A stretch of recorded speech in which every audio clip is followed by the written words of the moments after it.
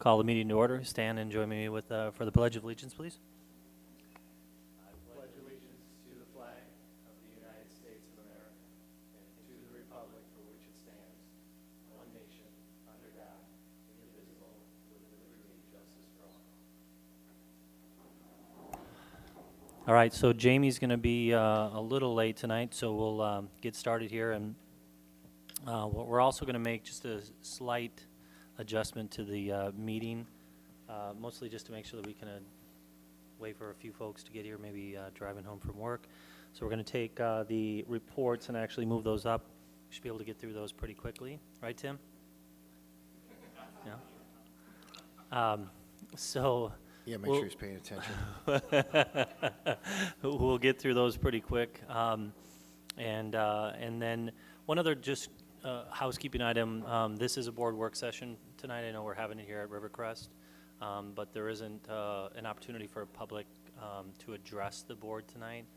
There will be that opportunity in a couple of weeks, but we wanted to make sure that we were opening this up so everyone had a chance to kind of hear what we're talking about, trying to get as far ahead of this as we can to make sure that we have a good discussion and good public engagement. So hopefully you guys find this somewhat insightful this evening and stay awake, but we'll make it fun for you. So with that, Nick, you want to start us on reports?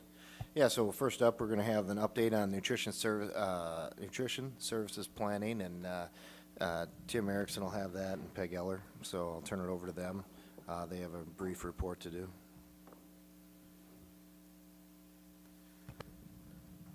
Okay, so as I get caught up on our agenda change here, I'm going to pull up the right report. So as you recall, we had hired a consultant to come in and take a look at kind of really a peer review of nutrition services. And so we've included some metrics, and we're not going to spend a lot of time going through that, but one of the pieces that they do is they compare our food service to other food services around the area and just get some key performance indicators there. So breakfast participation rate, I'm just going to go through some of this very quickly, but that one, we don't look quite as favorable. We're the gold bar down at the bottom. We've got, and part of the reason for that is we've got that established at the high school at a certain level. We've established a pilot program at the middle school, and then we'll be driving down to the elementary. So that's the reason why those rates don't quite look in line with what other schools are doing. It's our first year, though, right, Tim? First year at the middle school. Middle school, right? Yeah, okay. And we've got a limited program at the high school currently. But you can see when you get to lunch participation rates, we're kind of off the charts there. Our numbers look pretty good there. So we'll just scroll on down, and Peggy, I'll probably let you talk through some of this as well here. I think I'll kind of back up a little bit. Just to, Tim had shared with you the Pro Team report, and if you'll recall, when I was back here in December, we talked about hiring a consultant to look at our program to come up with some ideas and possible recommendations for growing our program, including what are the potentials for going off the program, and that was the reason that we looked at the firm in the first place. So they gave us several good commendations talking about customer service and the service that we provide, and not denying students meals, and providing good staff that are friendly and accommodating. Efficiency and effectiveness of our operation found it very clean, supportive staff, and all of our staff are knowledgeable in that they're certified through the School Nutrition Association. Some of our marketing and menu solutions that the staff have input. We do test tasting with kids, serve high quality food, and we have something called a fun food feature where we're featuring new foods every month, and promote school gardens and locally grown foods. Then when it came to recommendations, customer service, they would suggest that we do more with individual school administrators and having them involved in expectations and performances of our staff, getting more student and parent involvement through surveys, engaging our stakeholders to get more suggestions. Efficiency and effective operations of process, I didn't see anything really new in things that we were already doing as far as inventory control and making our plans for our high school and determining the flexibility that we'll have in our menu changes. Food quality, they suggested there is an opportunity if the whole grains are not, are one of the drawbacks, that possibly looking at waivers for maybe the pizza crust or the pastas, which is an option in Wisconsin. It's a little harder to get here by writing it, but we are doing the survey right now to conduct, to prepare for looking at waivers on some of those items that are least acceptable. And looking at maybe a culinary chef. And although they looked at hiring in the report, you'll see in the plan that we look at possibly using one of those to do some training and staff advisement on our recipes and menu development. And possibly marketing our products more, the things that we already do, such as using 80%, we use raw ground beef, and we buy local produce, and some of our chicken is whole muscle. So marketing some of the things that we're already doing, just doing a better job of marketing what we do. In the menus, they looked at grab-and-goes, which are real popular with kids, or building your own, such as the Chipotle, Lianchin type operation, where you go in and you order, they give you the part of it, and then you get to build from there.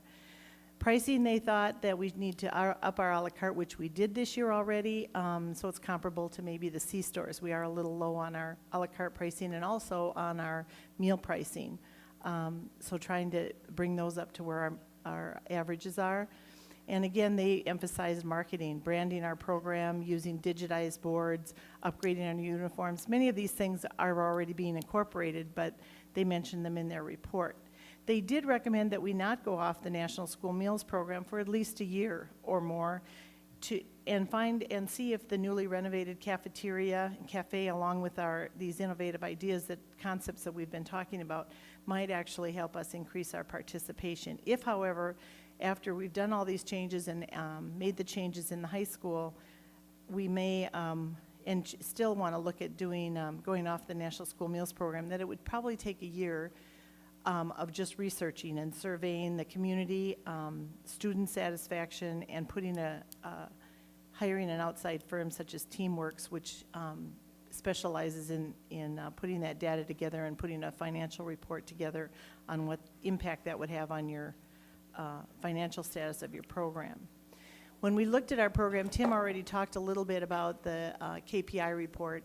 One of the other ones that is in the report talks about our participation, and all schools, as I think I've mentioned before, throughout the nation and in Wisconsin have seen a drop in participation.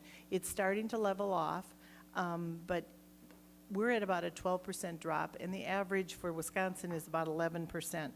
So, but when you look at us on the national meal participation average that was in the report, we actually are ranking higher than the national average. Our district total is at 51% for lunch, and the national average is 44%. So if we can maintain where we're at and build on that, I think we're doing a pretty good job. The KPI, or the performance measures, top performance when you compare total costs to a percent of revenue, our labor cost is low as compared. We're one of the higher performers when you total costs, as the chart that's up there now shows you. We're towards the top. Our food cost is also, the food, is that the next one down? Yeah, one of the top. The labor cost is in the higher quadrant, meaning that our labor cost is lower as a percent of revenue than most districts. And food cost is in the higher, in the upper quadrant in food costs, and probably that's a trade-off. You either have high labor costs or high food costs. But I believe one of the reasons our food cost is higher is that we do buy a lot of high-end, high-muscle chicken or whole muscle chicken. We have a huge assortment of fresh fruits and vegetables, which also drives the cost and also leads to some waste. And we also offer what we call limited fruits and vegetables, or really up to 5 fruits and vegetables that they can take, but we never limit students on that, and very few school districts do that, so I always think that might drive our costs up. When you get to the action plan, taking the information that we got from them, Based on the meal price surveys that we've had, we would suggest looking at maybe a 15% increase for the 18-19 school year. 15 cent, what did I say? 15 cents. 15 cents increase in the in the lunch prices for 18-19. If you look at our CISA averages on the chart, with the CISA averages are for secondary is 271, and our lunch price at the secondary is 235. So we're looking at over a couple of years possibly increasing that by 30 cents so that we can come up to the average of our CISA schools. Also looking at meeting with school staff more often, setting up some, looking at exemptions for whole grain, setting up training I mentioned with a culinary trainer with our staff to help in food quality and menu concept ideas, and then complete a cost analysis of our new menu and increase in prices for the meals, which should bring our meal prices up to the norm, what the other schools are. Can I just ask one question on that? Yes. We've always tried to be net neutral there, right? I mean, we're not Yes, no, trying to make a profit on this. absolutely. So, in that increase, we'll be increasing the food essentially, or the quality of the food? Is that what you're talking about, or? And, well, last year, partially through planning and partially through the loss of our à la carte revenue, we showed a deficit. We still our fund is still healthy, but we're trying to minimize that and make it cost neutral. So you will see some changes in our food quality. The high school concepts that we're bringing in with the new cafe will be quite a few different items. We're looking at the build as you go and some of the made with whole muscle meats. Yep. Yep. Okay. Yep. All right. Thank you. You bet. As I said in the redesign, working on a marketing plan. The high school, we've got several ideas there that were into place before this consultant came, but we do have a satellite kitchen, so we'll be offering like a mini convenience, like a mini Chipotle type operation on one side and varying that menu, so it'll be kind of a build your own concept, and a snack area for them to just get like smoothies or coffee we've talked about homemade cookies, those kinds of things. Increasing our staff to operate the satellite, that's another cost that will increase somewhat, and then making some changes in our overall appearance, the digital menus and whatnot. That would be done in the first year. In the second year, we're going to expand on that marketing plan, placing some of the equipment in the other schools that are outdated, making them more friendly to different menu ideas. And then also evaluating the plan and making modifications and possibly looking at, are we successful in maintaining and growing our program? Ask a quick question. The KPI report notes 8 other districts were compared with enrollment between 2,500 and 5,000. And Hudson exceeds that 5,000 mark, or Just slightly, yeah. 5,700 kids. Yep. Okay. Yep. So we're not overstating or understating Hudson compared to the other districts that. I don't believe. Okay. Those were selected by the consultant. It's what they felt were the comparable groups. And when we look at those comparables, we want to look at those concentrate on that free and reduced lunch area, because you'll see that the numbers are very different. So that gets us even to a little bit better level of comparability. So kind of a combination of the both, but the free and reduced is a little more of a concentrated effort on those numbers. Right. So the focus was more on free and reduced versus the overall enrollment. Yes, yeah. Okay. When you look at a school that has a low free and reduced population, it becomes more difficult to draw those students to the school meals program. So it was not comparing apples with apples. When you use a district that's got 60% free and reduced, they definitely have a higher participation rate than we do. Right. Thank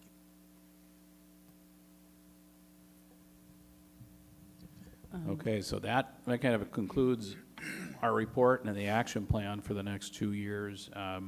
We do, food service is about a $2.5 million business here in the school district. So as Peggy had answered some of the questions, we need to invest in some of these different things to really generate some interest. We really think in the long term generate additional interest in our program. So we'll take any additional questions if you got them at this point. I have a couple quick questions.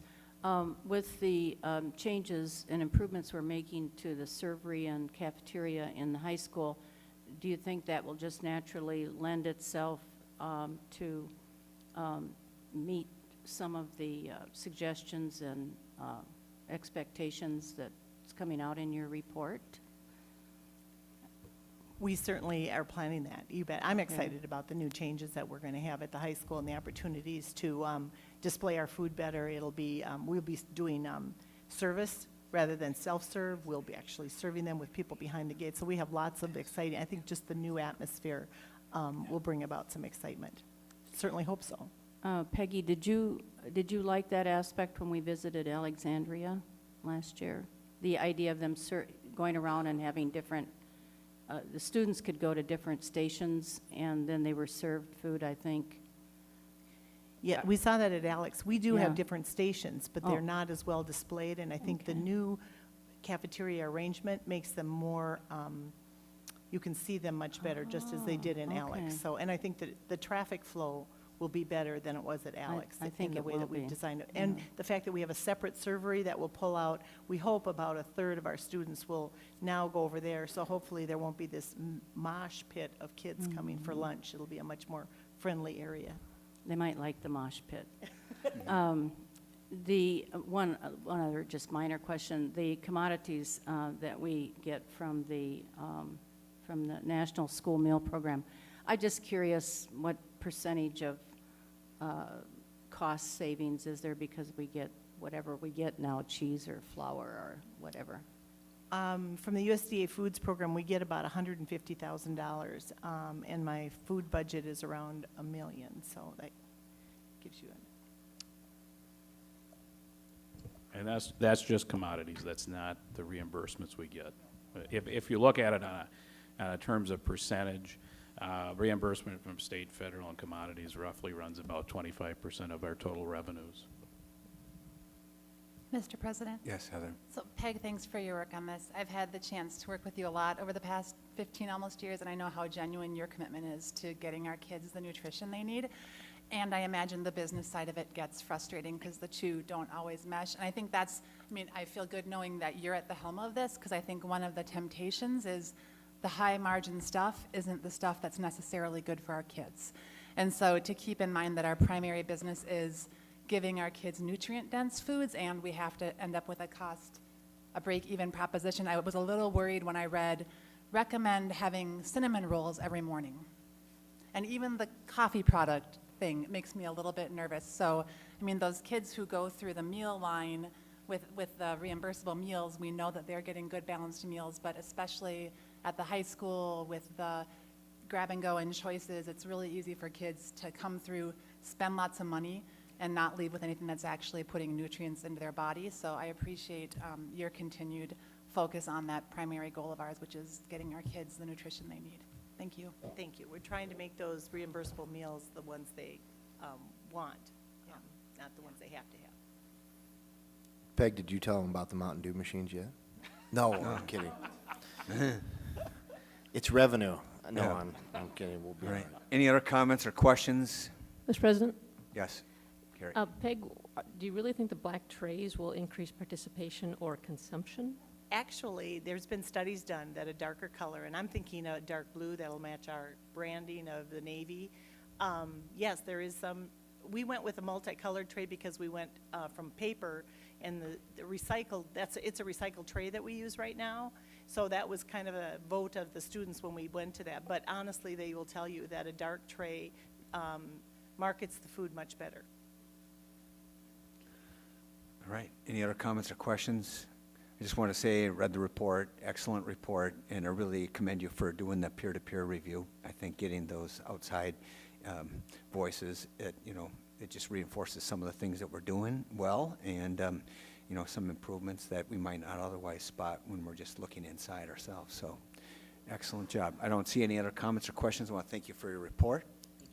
Moving on the agenda. I have one comment. Yes. Very quickly. All right. As you know, Peggy is retiring at the end of this school year, and I just wanted to thank her for her leadership and the commitment to our students for 10 years here in the district. Thank you, Tim. Thank you, Peggy. Okay, very good. Now we ask the folks from RSP and Associates to come up, and we are going to hit our first discussion topic.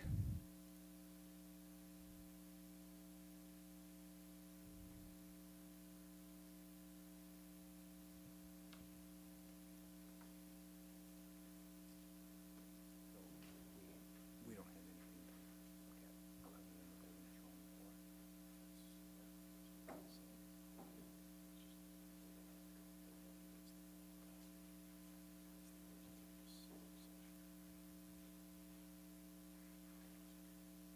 Pardon? All right. There it is.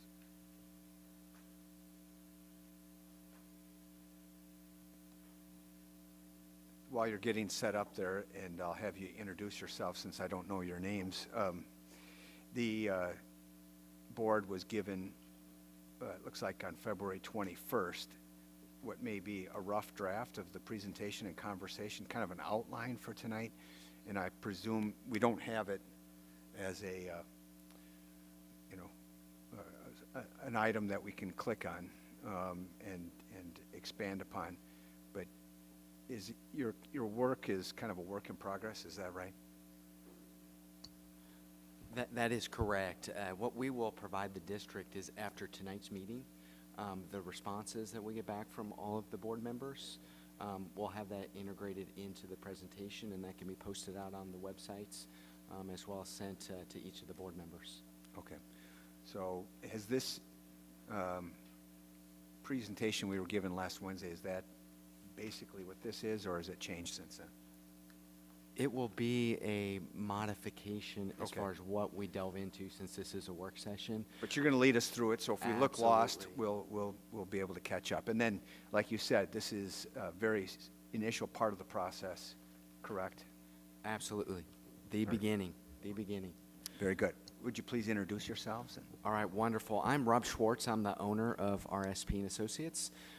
To my left is a former superintendent in Iowa, Dr. Dave Wilkerson, and he's come out of retirement basically to assist in this type of process because he's been in a growing school district in the Des Moines area where they went, I believe, from about 1,100 students to a little over 10,000 students during his stead. And so he's very familiar with growing school districts, will be a valued asset in this process that we'll talk to you about tonight. And I'll talk a little more about RSP when we get to a particular slide. Tonight we're going to talk about what the process could look like. So that's going to get into the goals. We'll talk about roles, the process. We'll talk about this ACE concept with academics, culture, and economics. And then we'll have a discussion with the board about some of these guiding principles, really setting the sandbox for the committee. We'll prioritize some boundary criteria to help establish the framework with which this process will work. And then we'll talk about maybe some different questions, suggestions that the board members may have as we work through that process. So that's what we're going to do tonight.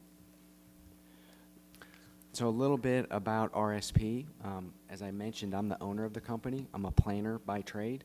I'm also an administrator from the Blue Valley School District. When I was there, it was the fastest growing school district in Kansas. So very familiar with a lot of growth. Our firm only works with school districts all through the Midwest. And we work through a lot of the challenges that go with enrollment change in districts and what that means for the utilization of facilities and the planning for what you may need to do in each of those facilities as far as how those attendance boundaries are set and so on. We've been in business for about 15 years, and you can see off to the right we have a list of some of our team members. So we have planners on staff, we have GIS persons, so they're the ones that make the different maps and do a lot of the analysis. And then we have some different educators, and I mentioned I have Dr. Wilkerson to my left participating tonight, and he'll be doing quite a bit of the speaking. My analysts, I typically don't bring them. You would fall asleep. I heard him mention about keeping you awake. In our conversation here, there'll be some very spirited dialogue that we'll talk about. And then here's a visual of just some of the work that we do through the Midwest. So with that, I'll turn this over to Dave. Am I good here now? Okay, so I've got a 4.5-hour drive when we get done tonight, so we're gonna, a little more energy here. So, yeah, when Rob was saying I'm a retired superintendent, and I tell the joke, at least I think it's funny, my wife says it's not, but my wife's still employed. She's a CPA and has worked for Wells Fargo for 30 years, and I completed 35 years in public education in what I would call a crazy school district. It went from 1,100 students to almost 11,000 students in the 22 years I was there. So we built 14 school buildings, but we also went through a boundary process 7 different times.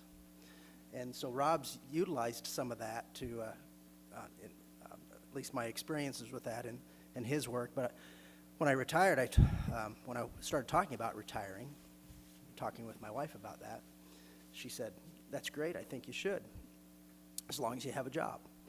So Rob's taking care of that for me. And I also do some lobbyist work now for the School Administrators of Iowa. So when I say I have a 4.5-hour drive, I was notified I have a committee meeting at the Iowa Capitol at 9:15 in the morning, so I'm going to drive back tonight and take care of that. But one of the interesting things about boundary processes, and I want to say thank you for all of you being here, because I believe you're probably here because you care about kids, and that's why everybody's supposed to be here.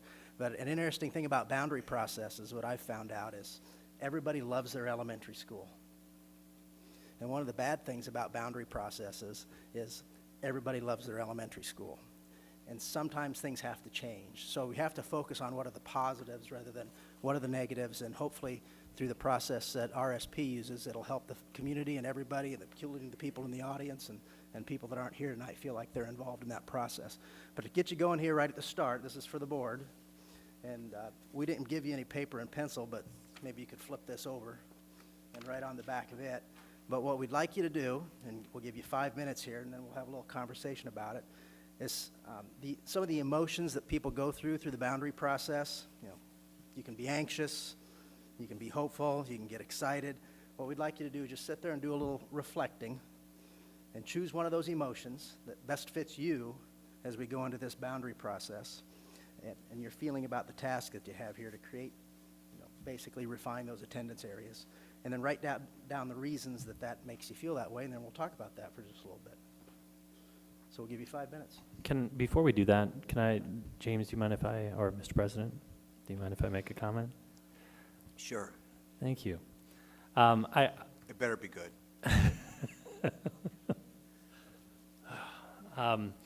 First of all, thank you for coming tonight. I think is good. I don't know that everybody's been participating or watched all the conversations that we've been having up to this point, but we're trying to get way ahead of this process, right? So we're not talking about doing this next school year. We think that, when we understand that this is a very difficult topic to work through, much like the referendum. I mean, the referendum was very difficult in our community, and it was a lot of hard work, and it took a lot of community engagement, and still takes ongoing community engagement. This does as well. This is no different. So we're really just trying to make sure that we're getting ahead of it. The other things that we've talked about are how the community could change in the future. It doesn't mean that it's going to change in the future, but when you start to see some of the developments that are starting to take shape, you see that Mayo, is talking about a 100,000 square foot facility here in Hudson. It's good for us to at least be having these conversations now instead of just springing it on the community, right? So that's really the hope here, is to have this be more of a very good community engaged process, as opposed to we got to rush into something because, we've got a couple of schools that are continuously getting more and more kids, and other schools that maybe aren't getting as many kids, and that just happens to be where there are sites that we can build in, or where developments are taking place. And within the boundaries today, it's going to overflood these schools. So I think this is more of a proactive approach as opposed to something that is reactive at a later point in time. So just to level set and make sure that everybody understands what we've been having for meetings up to this point in time, we're not trying to rush into this. We're really trying to make sure that we get a good engagement with the community on this. Cover everything? Okay. Anything else you would add? Nope. I'd piggyback on that, just to let everybody know, no decisions have been made on anything. Sometimes, at least my experience in my previous role, was people would say, oh, the board's already made up their mind. They don't have any idea. We've just met them for the first time, and really the committee that gets formed will drive this process in making a recommendation to the board. So it really is a preliminary start. It's a way to get going, and that's what tonight's for, is just to kind of kickstart things. So you've got a little thinking to do here. Oh, Mr. President, may I make a comment too? I'm sorry, Bruce, I'm going to piggyback on you, on both of you now. You know, when we did when we were preparing for the referendum, we did exactly this. We brought in some consultants and talked about, you know, some way to begin. We didn't know how to begin. And so that's all that's happening tonight. And yeah, I'm nervous. My hands are going like this. But I already saw one of my favorite words up there, and that's hopeful, because the process we go through is to start dealing with nudging the parameters of enrollment boundaries and so on. But even though we might do that, it's going to evolve, and it might nudge and slink around a little differently in the near future too. So it's not like whatever we come up with is going to be written in stone.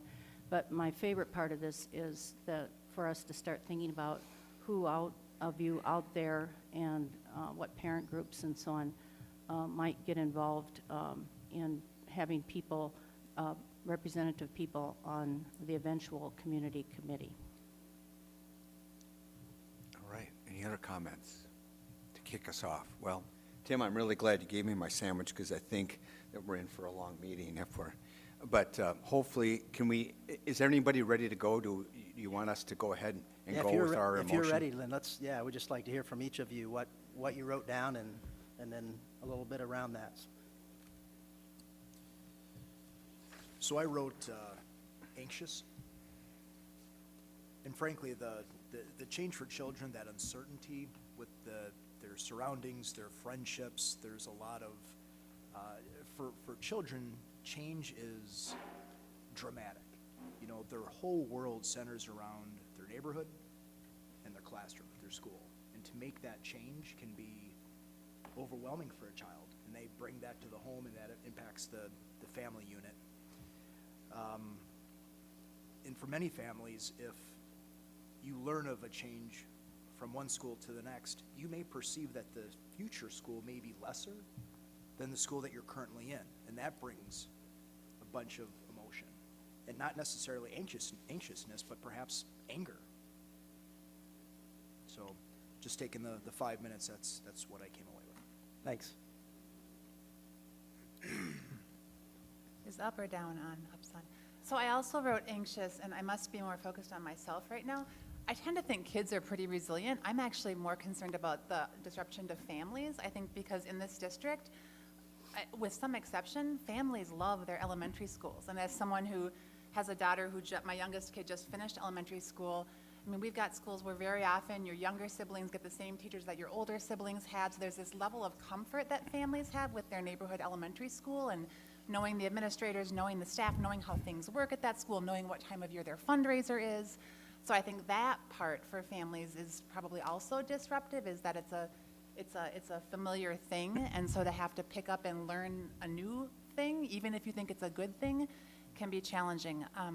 The other reason I wrote down anxious is that I'm assuming that if we do change boundaries, we're probably not going to find a solution that makes everyone happy. And so that's a hard thing to be okay with, knowing that we'll try to make as many people happy as we can, but that there are going to be some folks who really feel like they got the short straw.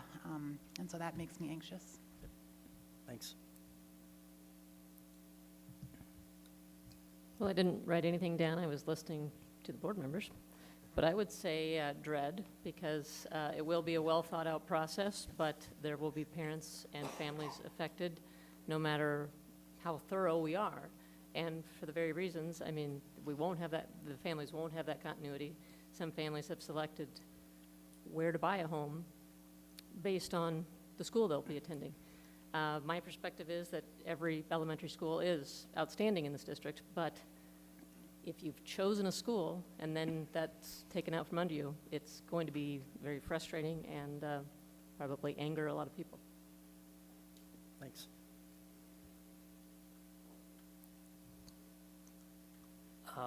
I guess I'm not really feeling any of those, if I'm honest.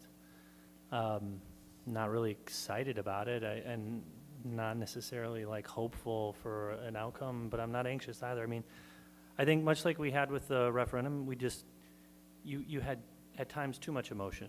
Like, so, you know, you need to strip the emotion and really look at the facts and the information that's there and what's happening and what's changing in our community. And I think when we focused on the facts in the referendum, and when we really got down to listening to the community, we got the information that helped us move forward without bringing the emotions into the picture, because I just, it's difficult to make everyone happy. We know in this type of situation we won't be able to.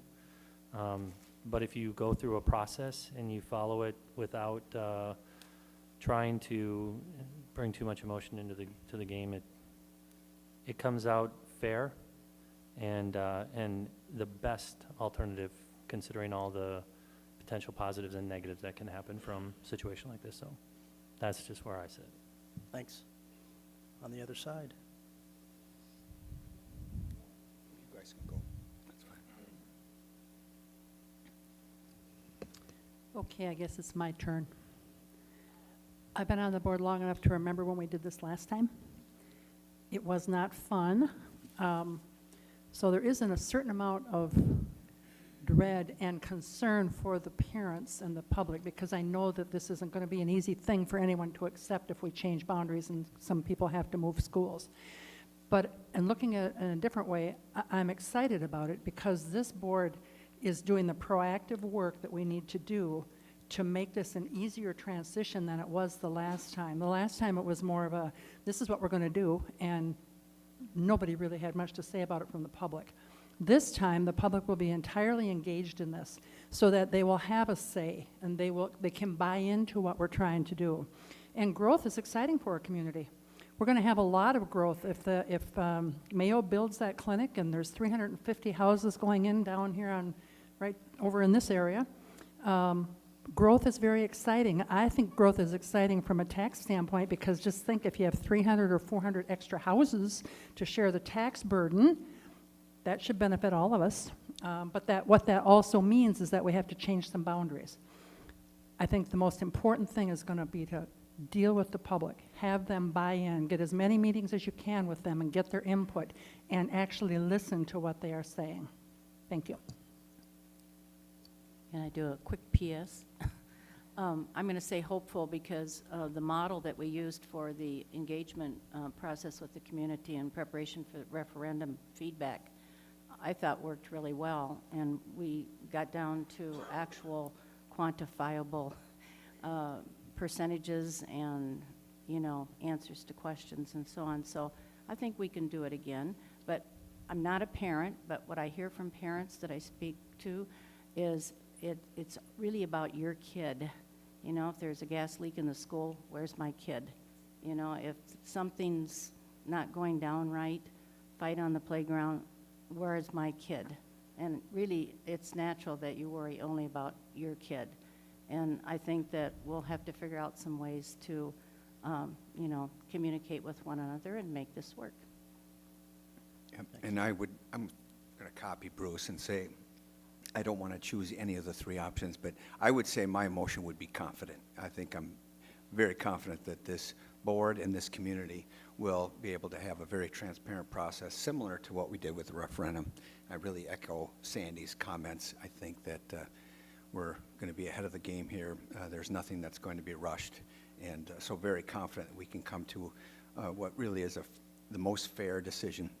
Yeah, I wish in an ideal world we could make 100% of the people happy with every decision we make on the school board, but if that was my criteria for remaining on the school board, I'd have been done after the first meeting. So I think that I'm looking forward to this, and I really like the idea of having some guiding principles and criteria that everyone can talk about and discuss and understand what's going to go into this decision that's going to be well thought out over several months. So thank you. Thanks. Yeah, and you're right. That you won't make everybody happy. That's the reality of it. And the growth comment, I would echo that. I always told people, growth isn't a problem. It's a challenge and an opportunity. It's an opportunity to make things better when you have growth. And you'll have people throughout the process. You can't communicate enough. You can never communicate too much in a process like this. And still, at the end of it all, you'll still have some people late in the process that I never knew this was happening. They'll say, I had no idea this was going on, that there was a possibility that my child might have to change schools. And then we'll flip one more thing too, is the biggest impact on how the children handle a change is how the adults handle the change. And that'll be a real key. And there's lots of things, and we can provide some examples of that later in the process on some things the district can do to help manage that change and help people with that adjustment. I just have one comment, and that is for our speakers and our experienced board members, is that you have to have your mouth within an inch of the microphone, so that way they can get our comments on film and our audience can hear without straining. So I know it doesn't feel natural to be talking into something that's an inch in front of your mouth, but that's what we need to do in order to be best heard. Thank you. Thank you. And if there's an elementary teacher in the room, they'd say use your outside voice, not your inside voice, right? All right. Exactly. So some of the goals for what we're trying to accomplish tonight, obviously we'll talk a little bit about the boundary process and inform the public on what that's going to look like. You'll hear about academic culture and economics, the ACE concept, and it's a concept that RSP has used with every school district that we work with. The most recent one in Cedar Rapids, Iowa. It's a district of about 16,000 students. Went through a year-long process with them with a committee of almost 100 people, which please don't appoint 100 people to the committee. But through that process, the committee took a recommendation to their board to go from 21 elementary schools to 13 elementary schools. And of those 13 elementary schools, to replace 10 of them. So it was a pretty comprehensive process, but that's where ACE really comes into play as we start talking about those difficult decisions. The guiding principles we'll talk about, and then we'll talk about the boundary criteria. And obviously the goal is to provide a transparent dialogue between RSP, between the district administration, the school board, the committee, and the community as we go through this work. There'll be a series of clicker questions that the board will be responding to. And what I would tell you is this just helps us as we start this process and start framing the work that we have to do. And nothing is final. We can't say that enough, that just because they answer a certain way with the clicker, this is just to get the conversations going and to get the work in play. But nothing has been determined. It's a blank slate what we're starting from here. And then a little bit about the process roles. You've heard us talk about a lot of different people here, but the school board and the school board's job early on is to provide the framework.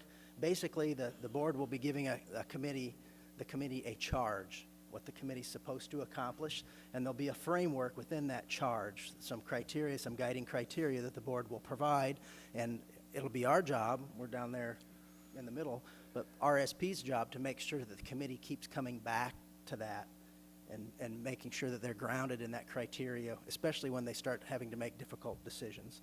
The administration provides a lot of input to this in the process. They help us with the data. They help us with keeping in touch with what's going on in the community.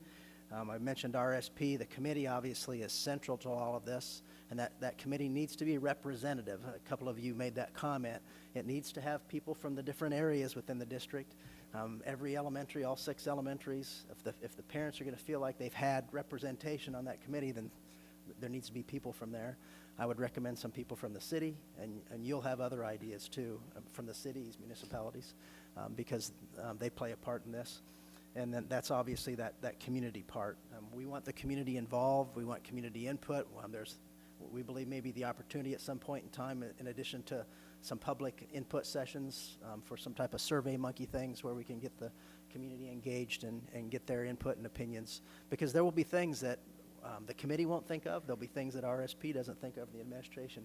And I tell people oftentimes, and no offense to Nick, oftentimes administration goes into these things because they live it every day. I use the horse blinders thing. They have a difficult time seeing outside that. And it's the committee and the community that can help expand that vision and make it a better process and a better outcome. So here we go. I apologize for the waves, so I'm going to keep changing the display settings until we finally get this as we move through this. So I'm not changing anything. I'm just trying to get the settings. So the next thing that I would like to know from the board is if they support the roles for each of the entities, so the school board, the administration, RSP, the committee, and the community. And so this is with your clicker question. Choose either A or B. What we showed you here. And then I'll just do a countdown just so that we stay on task. 5, 4, 3, 2, 1.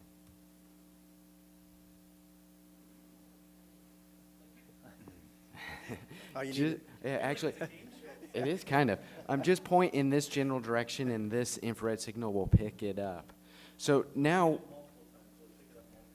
you can push whatever the last choice was before I close. That's what it is. This isn't Chicago.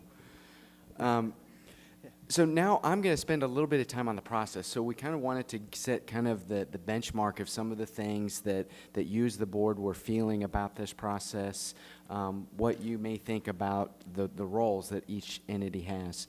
We've established it that way because we found that if everybody knows what their expectation is and what they're going to do, we have a greater chance for success at the end, and that success is for what's best for kids. So that also plays into the process. So this is a process of many colors, and if you're colorblind, I'll try to help walk you through that. So we start the process with the school board, so that's the blue, and we end the process with the school board. So tonight we're setting what the process is, the guiding principles, and the prioritized boundary criteria. We then have the yellow, which represents the consultant, and so in this, we're providing the enrollment analysis, and we're providing the facilitation in each of these committee meetings and public inputs. We have the pink, which is administration, so they provide a lot of the back-end information that we're going to be using. And when we present the projections, it's going to be a lot different than what you've ever received in the past, more than live birth data, and we'll talk about that later. So just want you to know, very different than what you may have received in the past. So administration, pink. We then have the green, which represents the committee, and the committee is yet to be formed.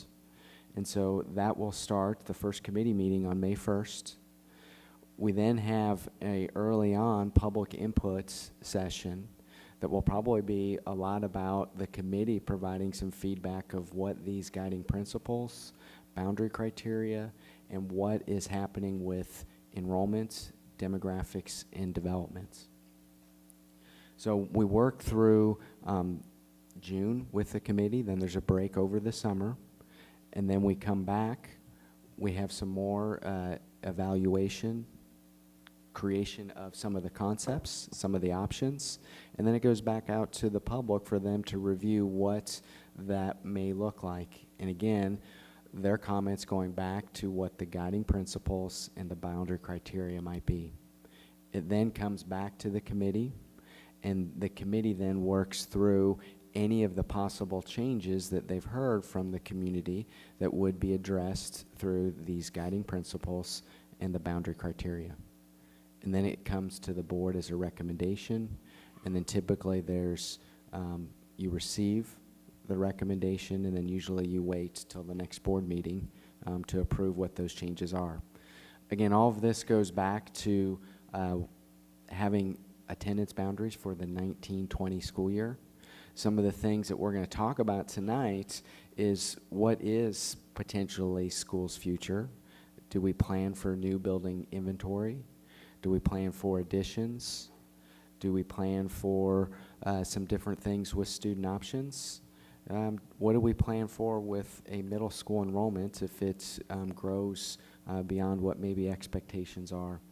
And of course, we've just spoke about the roles of each of the entities in this process. So again, a lot of colors. This is a successful process. However, these colors are put together, and they're successful because it involves everybody in the community. It's not just us as the consultant coming in and saying, here's what the boundaries should look like. In fact, at this point, we have no idea what those boundaries could look like. We're still working through what the boundaries are. Still gathering all of the different data sets. In fact, today I spent a bulk of the day just driving the community and meeting with different city, township folks to get a lay of what's happening in the community. So this is the process. Any questions that the board members have about the process? Mr. President? Carrie. Rob, I'm guessing folks out there can't see that top pink rectangle where it says committee created. It says 30 to 40 members, patrons, city, realtors, chamber, senior citizens, students, and Board of Education. How will those 30 to 40 members be selected? Typically what we've kind of given a recommendation of what this would include. So we want to have a balanced committee geographically, representation from each of the existing elementary boundaries, but also different people in your community. We'd like to have some people that are going to be greater than 65, those that maybe are on realtors, developers, city folks, government type entities, even some of the private businesses. And typically that's where we allow the administration to work through their venues of securing those volunteers. And we may have some people here in the audience, other people that see this presentation that may notify the district. And I don't know if they've officially put anything out on the website to abscond persons to join or be a part of this committee. But that's typically how it's done. Exactly. And Mr. President? your principals Rob. will be a good resource for that, too. So according to the yellow rectangle that's not up there anymore, talks about the second box, enrollment analysis. Consultant analyzes and creates a 5-year enrollment forecast for each facility. I mean, I'm not a demographer, but my understanding is that most demographers look at 10 years. And it's hard to forecast beyond that, but 5 years seems like a short putt. Is there any reason we wouldn't look beyond 5 years? Typically, all the work that we do in almost every district through the Midwest, it's 5 years. And the reason for that is if you think about what the community looked like 5 years ago, and then as you're casting the vision for the next 5 years, it's your greatest definitive assuredness of what could happen in the future. When we get beyond year 5, for instance, just some of the things we've learned today, for instance, with the Mayo Clinic, and where we have limitations with some of the infrastructure and how quickly things may annex. There's a lot of things that gets a little bit hazy as you start to get out.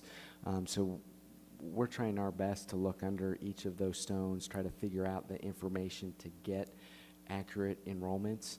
And one of the things when we get into the boundary criteria that's going to be a factor in this is potentially allowing some space in buildings where there might be future growth areas, just so that it can account for things to have a duration of a boundary that can last longer than 5 years, might be 10 years.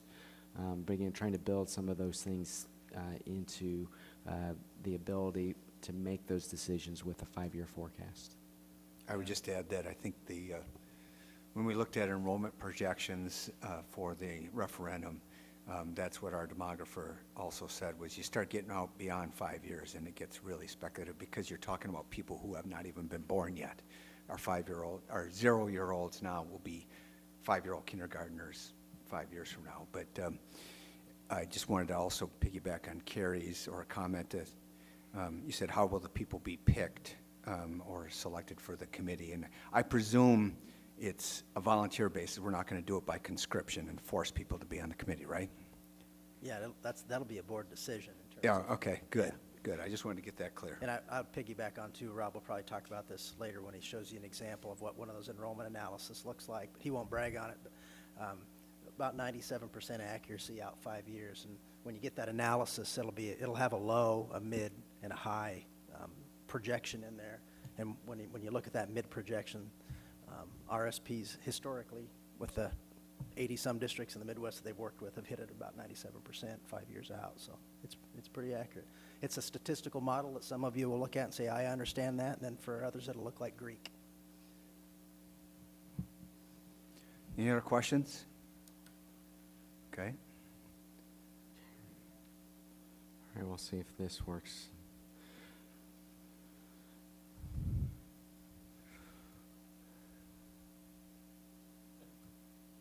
All right, so next question. I support the process. So basically the timeline, the structure, the involvement of the different entities. And the polling is open. And I'll do the countdown of 5, 4, 3, 2, 1. All right, 2 for 2. All right, Dave, take this away. So far, we're 100%, so we're hanging in there. Good. Mr. President, I just have one quick question. Okay. Will the administration help us figure out a way that we're going to conscript, get volunteers to be on the committee? Some kind of structure as to how we might do it? So once you guys set the guiding principles and kind of work through that process, I think there's going to be some of that conversation yet tonight. Is that correct? Correct. The administration, more than likely, we end up with, a lot of times there'll be more people than what we can accommodate on a committee. So one of the things that we will try to do, and I think it's through the conversations we've had with Rob and his team, is make sure that we have accurate representation across the entire geographical boundaries of the district, so that we don't end up with just all the folks from one neighborhood or from any one area. We're working with them also to make sure that we key them in on different municipal folks to be a part of it. And then I believe, as they have met with the Community Development Director today, Mike Johnson, I think he's also given them some names of different developers and things like that to potentially be on the committee as well. So we'll try to get as well-rounded of a look as we can. We'll have to figure out exactly when we have, let's say we have 10 people from one elementary school that want to be on it, and that would be a little bit heavy for one elementary school, how we're going to break down who is on that, and that'll be a process we'll maybe lean on RSP to help us with a little bit. So, But according to your timeline, we got 8 weeks to figure that out, right? 4 weeks. 4 weeks? But Okay. Just because the timeline starts in May, but we want to get, again, just like this process, we would like to get the people on the committee prepared, because there will be information just like what we gave to the board when they come into that first meeting, that they're ready to start the conversation. Okay, but the first meeting of the committee is like 9 weeks out, correct? Okay. So the ACE concept here, and without spending a ton of time on this, but it's really the basis for all of the work that RSP does. Obviously, academics has to come first, and that should be the #1 criteria. And someone on the board made the comment, I'm confident that you're going to get a great education in all of our elementary buildings, but that'll be reinforced as we work with the committee. There's the culture aspect of things in a school district that need to be taken into consideration, and they're unique. The school districts are unique, and there are cultural things about districts and historical things that need to come into play when you're talking about boundary situations. And then there's the one that nobody ever wants to talk about or acknowledge, but the reality, Tim does probably, is the economics of it all. That has to be considered, because if you do things that strain a school's budget, then all students suffer because of that. So the transportation issues, all of those things need to be considered, and that's basically what the ACE is talking about. Is it's looking at the full breadth of things across the district and trying to make sure that we're taking everything into consideration. May I make a comment or question? One of the things I don't see in here, and maybe it fits under one of these categories, but I think in our elementaries, some schools, are strong, carry a responsibility that's stronger than another elementary. Like, I don't even know what they are exactly, but there might be certain programs that one has that another doesn't, or it might be stronger, like say in special education or language arts or whatever. So I think that's another variable, in my opinion. Yep, and that's not uncommon for some in districts. For one particular elementary may have an ELL program that others don't, or one may have an early childhood special education program that others don't. I need to learn to talk louder. Yeah, okay.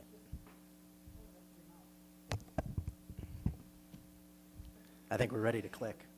Good. And then now the question is, I support those three foundational elements. And really what the board member's comment is, it falls under the academic piece. So there are certain things that administration is going to say these programs are more beneficial at this building, or there's going to be some traditions that are in some of these facilities as well that kind of make them what they are. So very, very good point. And I will do the countdown of 5, 4, 3, 2, 1.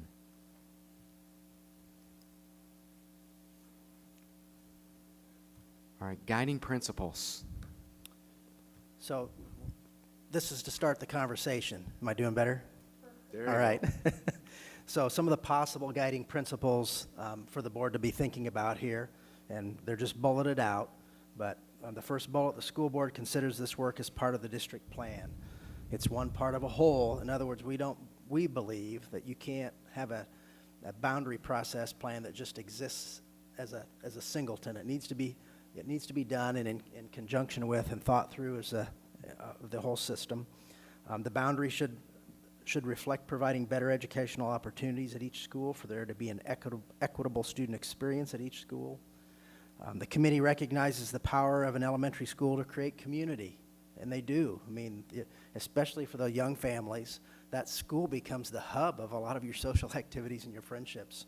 So that needs to be taken into consideration. We think that might be something you'll want to consider. The boundaries can anticipate future growth of an area or a neighborhood. And I tell people, and I use this in my previous job, so we've got these crystal balls out there we're always looking into. Unfortunately, if you ever saw in the old movies where they had the crystal balls, they're always cloudy, and we need to keep that in mind. We can try to project as much as we want where development's going to happen and how much it's going to happen, but there are a lot of factors that the school district can't control that we need to keep that in mind. The boundary proposal should utilize all of the available district resources. Consider boundary lines that follow natural man-made boundaries, things like rivers or major highways or whatever, but those natural it just makes sense. You don't want a kindergarten student walking across 5 lanes of traffic to get to school. And then this one I think is really important, and the board's going to need to come to a decision on this at some point through this process, but the grandfathering or the transferring student options, and administration will have to weigh in on that as well.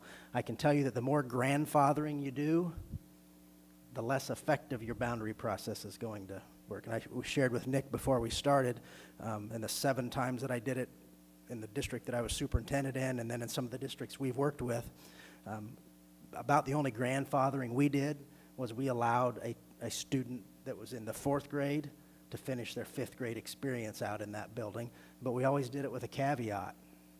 And the caveat was that the parents would have to provide the transportation. Because when you start looking at district resources and busing kids all over the district, that could become a hardship. And other than that, we didn't grant or grandfather students in. And then, of course, you were mentioning earlier, there will be some programs that I don't know because we haven't really looked into this yet, but there may be some programs that only 1 or 2 elementaries offer, and that'll dictate where those students have to go. All right, these next series of questions, if you have a question when I bring them up, feel free to answer that question. Because again, once I close the poll, that's when your last item of what you think that particular question's answer should be is recorded. So I support providing better educational opportunities at each school in order for there to be an equitable student experience at each school.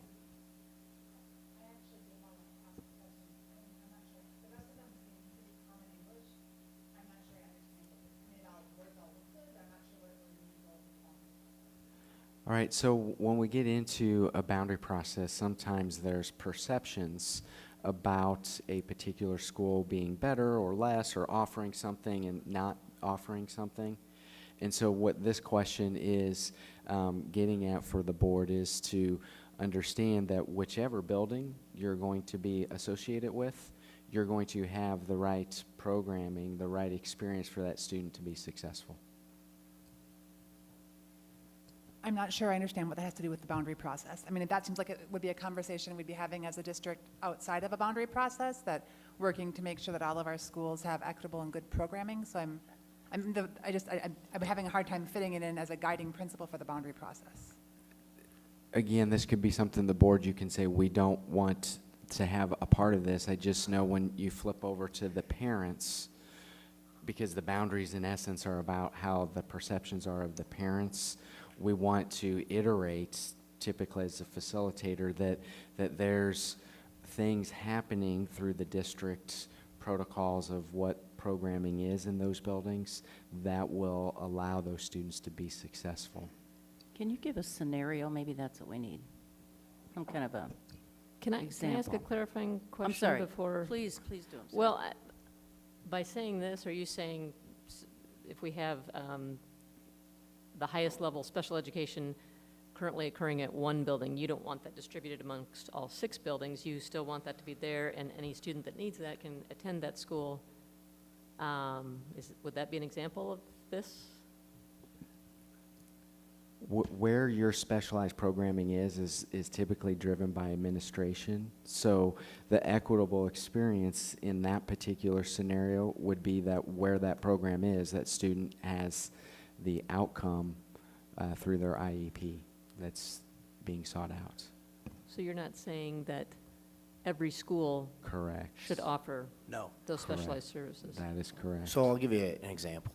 It would be that we would have the same level of staffing for, let's say, our specials ratios, regardless of which building, kids go to. So it's, we wouldn't, okay, if at one building they have 6 specials they rotate between, we wouldn't have another building that has 5 specials they rotate between, or, you go ahead, Dave. Well, I was just saying, keep in mind too, this is what I would call a generic process to get at things. So I'll use the example of Rockford, Illinois. In Rockford, Illinois, that was a really important thing because there were school buildings in Rockford, Illinois that have 80% free and reduced or 100% free and reduced. There are some that have 15, but making sure that you have the appropriate equitable staffing so that all students, regardless of which building they were in, were going to have that exceptional educational experience was really important in that Mr. President? particular school district. I think what you're trying to say here is that, as a board, it's up to us to make sure that each of our buildings are providing the same level of education to all of our elementary schools, irrespective of the building. That's really all this is saying, and that's a goal that we would have anyway. It's not saying that we need to provide the same classes, special ed in all of our buildings if we now focus the special ed in one, but it's saying that each of our schools will provide the same level of experience for our kids, and that is a goal that we've always had. Agreed. Well, right. And When I read that, there's 2 concepts there. One is that our goal should be to provide equitable student experience at every school, all right? It shouldn't be something where we're prejudicing a student based on where they happen to live or where they're going to be placed. The other is that to the extent that they're maybe not equitable, we have the ability as a board to provide a better educational opportunity, so we try to the best we can to make things equitable. It's not going to be identical, but So maybe it's a point of clarification, and maybe what I'm not understanding is, do we currently believe that we do not provide equitable opportunities? Because then this makes it sound like when we get the boundaries set, we're going to be better and we're going to be equitable, because the word better is there. I mean, I think I would almost like it to read, regardless of where the boundaries land, we're going to continue to provide great educational experiences and equitable experiences for our students. I mean, unless that's not what we're, otherwise the way it President. reads, it sounds like it's going to solve a problem that I don't think we have. This is a third-party company that Yep. doesn't know anything about us, so they're just making sure that we have alignment here. Yep. And it's just a question. Yeah. It's not like saying you have or don't have it. Do you agree with this or not agree with this? And I think that's the question that they're just trying to ask, and and we get our clicker. Right, but Bruce, And- are we putting these principles in front of the committee? Because I want to make sure they understand them when they read them. That's what I thought we were doing. But I is- think the committee also should understand that we do want to have fair, equitable rights across the district, right? Yep. If they're not in the school board every day having these discussions, they might not know what one school does versus a different school, and that to us, that's a guiding principle, right? And therefore, it is a guiding principle. It should be a guiding principle of the process, and I think we're getting a little deep on this. I think it's just a question you're trying to say, hey, as a board, you guys sit here, are you agreeing, you in agreement with this or not in agreement with this? Mr. President, Sue? all you need to do is change Oh, I'm the, sorry, I Sandy. support providing equal educational opportunities, and that solves the problem, and take out the word better. Just change it to the word equal. Equitable is already in there. Regardless, I like the word regard. Well, I don't think that, it's not up for debate as to what words we're going to put in here. It's not like this is a Word document, we're going to start wordsmithing this. It's just, does everybody understand the general concept here of what they're Yes, trying to do? but you are No one taking- is saying that we've got any You're bad taking schools, notes, and we right? have to improve them, okay? It's just, do we want to achieve equitable student experiences at the schools, and where we need to provide that opportunity, all right? Correct, and we've been taking some notes, so there'll be some things to reference back to this. So if you guys are ready to click your votes, he's pushing. But the this is all good conversation, because it helps us learn a little bit about you and how you think. Yep. So It's all to good. clarify, It's all though, are good. we approving guiding principles right now, or are we just giving you feedback and you're going to then write the guiding principles that will go to the committee? This is the feedback that's the baseline for the guiding principles, and that's why I'm taking some of the notes on this. He'll change the word, Heather, he'll change the But word. you'll get them Well, then before it I goes think to- words are important. I think words are important, especially if we're communicating with a committee of volunteers that's going to give us 6 evenings of their life and set the boundaries for our district. I think words are important. And I agree, the words are important, and this is why when we're done with this, it will go to administration, and they will as well assist with some of the actual wording before it gets to the committee. This is that, kind of that throw the things up on the wall, see what is going to stick for you as a board. So I'll do the countdown of 5, 4, 3, 2, 1.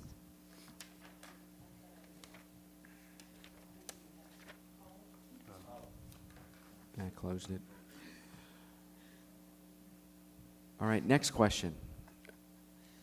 I understand that any proposed changes to the attendance areas may be a challenge for students, patrons, and/or staff accepting the outcome. If there's no questions, I will do 5, 4, 3, 2, 1. Just so you know, I only have 6 clickers that I'm noticing on there. So if you look at your clicker, is it showing that it's selected or a low battery?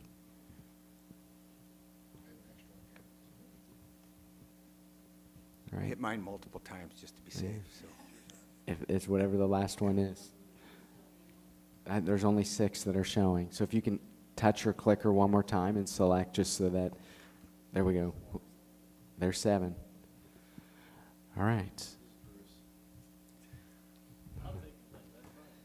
Well, can anybody like be indecisive here, maybe? Maybe there's undecided about that understanding of that question, so I guess that would be another option. Is they refuse to click, I guess. That could be. Yeah. So, right, I support balancing enrollment at each school, but yet plan for future development to fill up a school to have a longer duration of attendance areas. So this would be if we have an attendance area that we know there's a lot of development plans, maybe you keep it a little bit smaller so that as those areas grow, you don't have to change the boundary. It grows into what the ideal attendance area might be.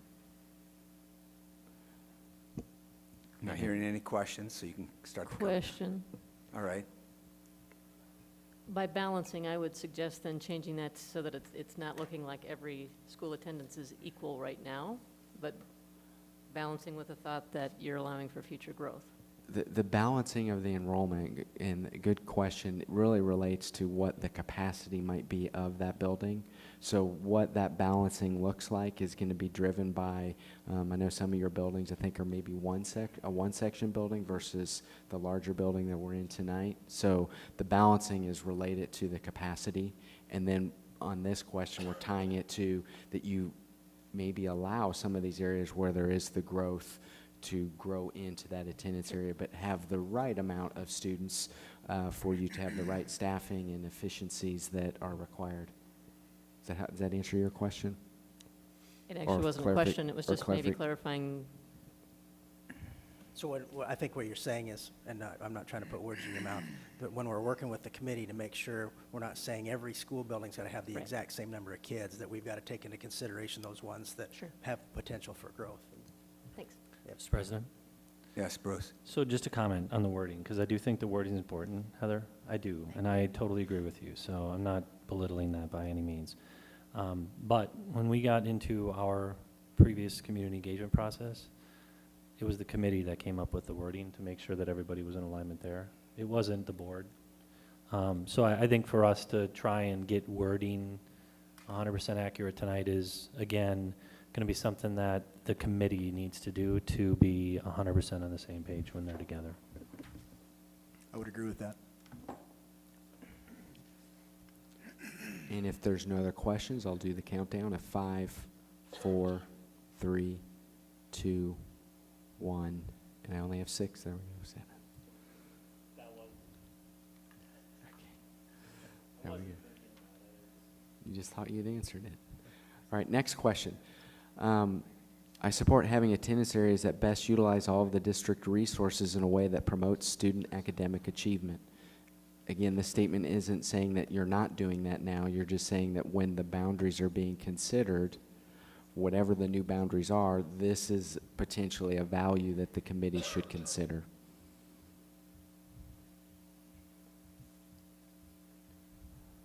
If there's no questions, I'll do the countdown. So when would that come into place? I mean, resources, I mean, I think of physical buildings, but what kinds of conversations might come up where this guiding principle would be helpful?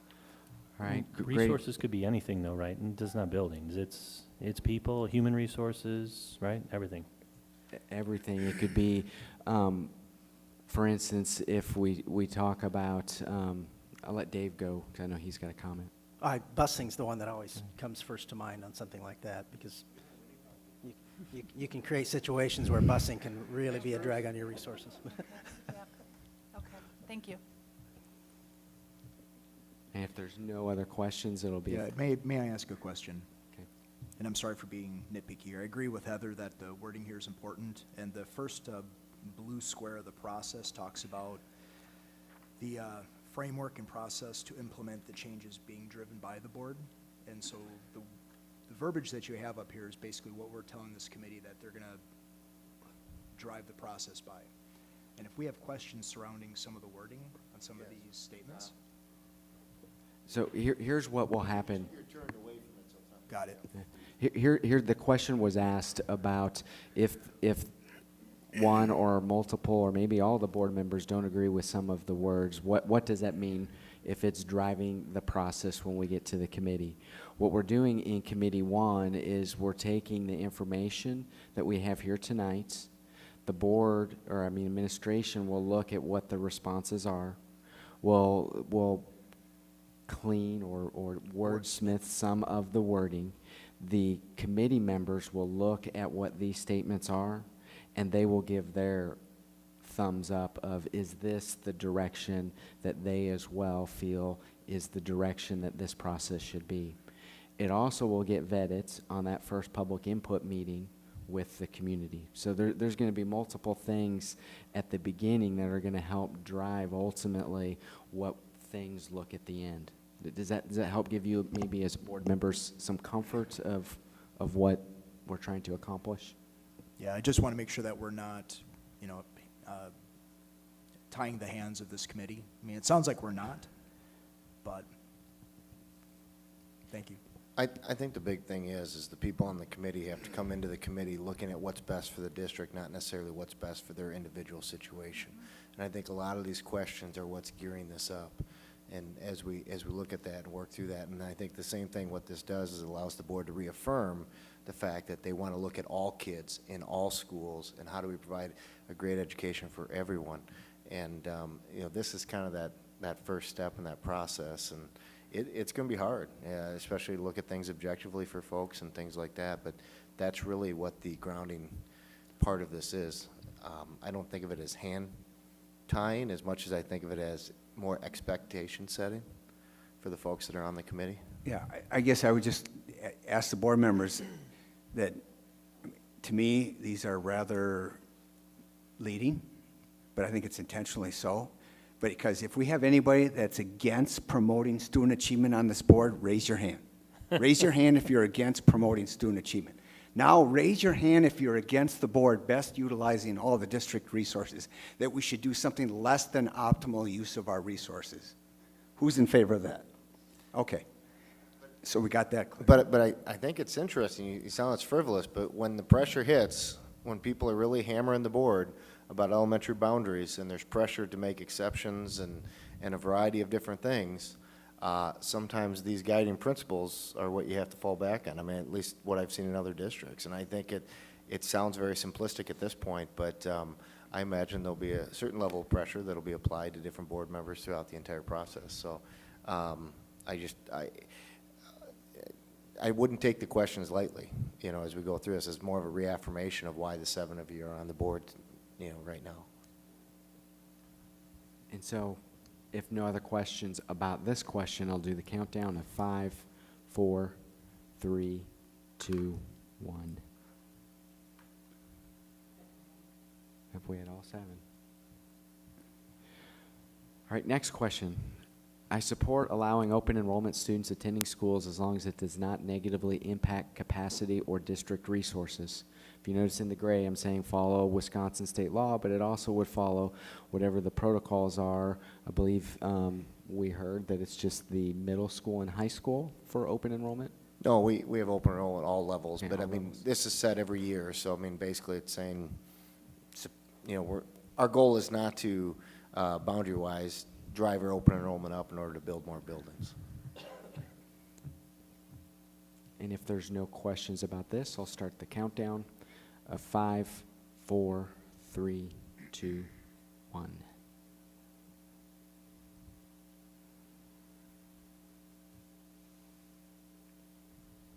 All right, so this gets into some of the specific programming pertaining to maybe some of the earlier conversation with the board. I support individual student educational programming, so special education, English language learners, or other acronyms used by the district, handled on a case-by-case basis through district policies to ensure student need is adequately met.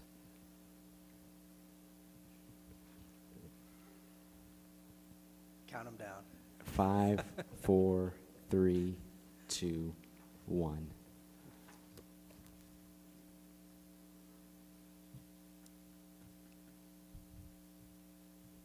All right, so now we may get into some interesting conversation, but we wanted to lay the groundwork again. What are we as the facilitators potentially going to be challenged with providing conversation in a safe environment for the committee?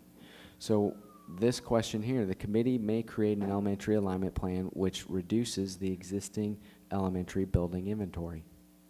So I'm not swaying away from any of the hard questions here. This is saying, does the committee look at having less buildings moving forward?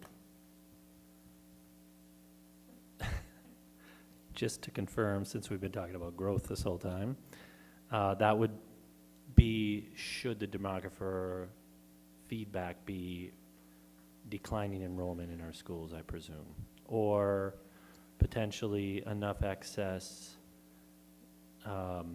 space to do that. That's what you're suggesting? Well, Could I'm be a not different- suggesting closing a school, but what I'm suggesting here is that if the board wants the committee to look at something, sometimes it may be what you're talking about, like a decline in enrollment. Sometimes it might be a building that, let's say, is a smaller building. There's conversations in districts we've worked with where, and if I don't keep turning back and forth, that we work with, where they may say, not having that facility because of, let's say, the brick and mortar costs, the transportation, fill in the blank, there might be a reason that there's less building inventory used. So I'll make just a comment. I mean, for us, I think if we all agree that using our resources in the best manner is something we 100% agreed on, I don't know that you could not have 100% agreement on this, because you would be, again, making the best decision with all the facts that are in front of you to use the best use of the resources that we have within the district. That would be my comment. I'm not suggesting that's where we're going to go, but I just think that fundamentally, if you're going to take a fact-based approach and strip the emotion, you have to consider every single possibility that's out there. Any other comments on this one? This is one that I think deserves a fair amount of comment, so I'd like to hear where other people, because to me, I initially thought, I don't like those choices of yes and no, because being the lawyer, I'm thinking, it depends. We don't have enough information in this, but what sways me to what Bruce is thinking is that, again, it's the committee may, and we go back to Rob's question about tying the hands of the committee.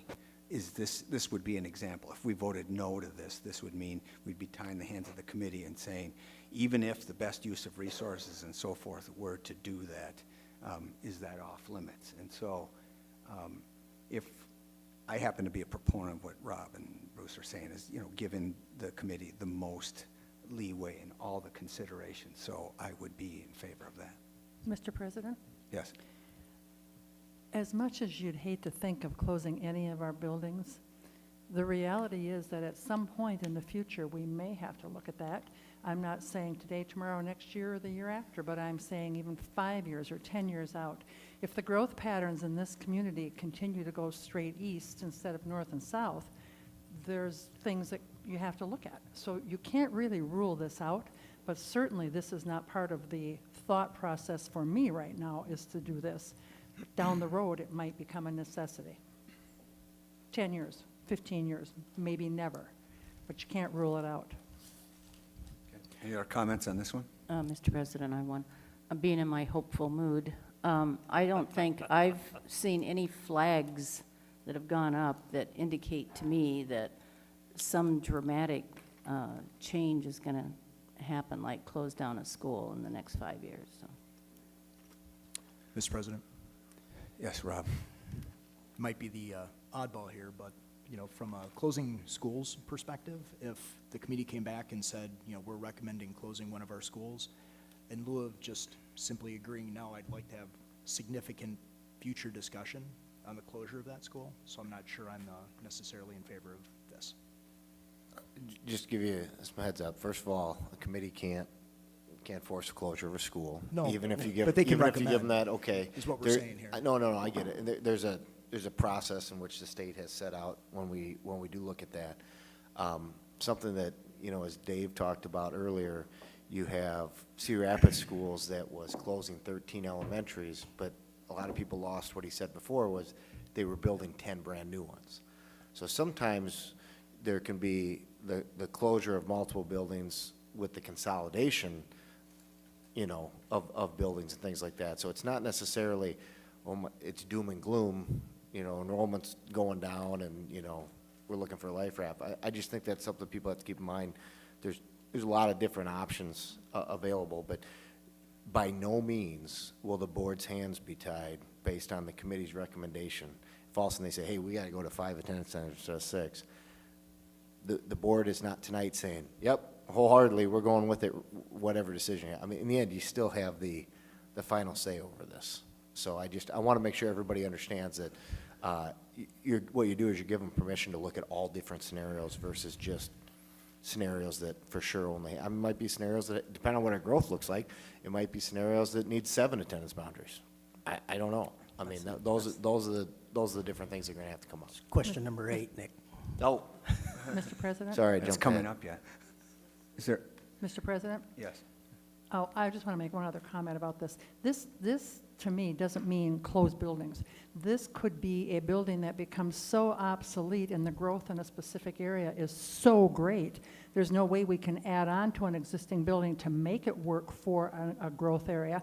We may have to close that one and build a brand new one. So that's the way I'm looking at this. It doesn't mean closing buildings. It means looking at all options if we have to do that. I agree with what Sandy just said. Did you have something, Heather? Yeah, Mr. President. I think initially when I looked at this, my thought was if they're coming to us with elementary boundary plans for fall of 19, I couldn't imagine a scenario where fall of 19 we would close a school. So leading toward efficiency, I thought, well then, why even have that as an option? Like, why put that information into the funnel of scenarios they have to look at?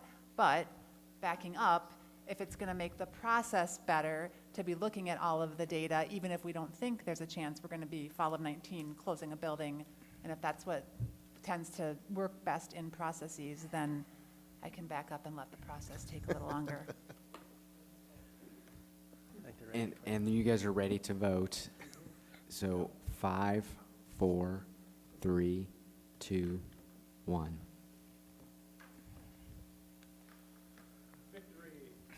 All right, wait till you get to the next one. All right, the committee may create an elementary alignment plan which plans for a new elementary. If you notice, I put in brackets, administration assists with the location and timing, because that gets into some of the things with what capital dollars you have. We'll come back to that with boundary criteria.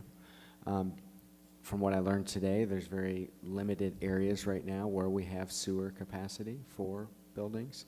But the gist of this question is, can they come back? Again, some of it predicated, let's say the enrollment says you're growing and you need more elementary capacity, right? So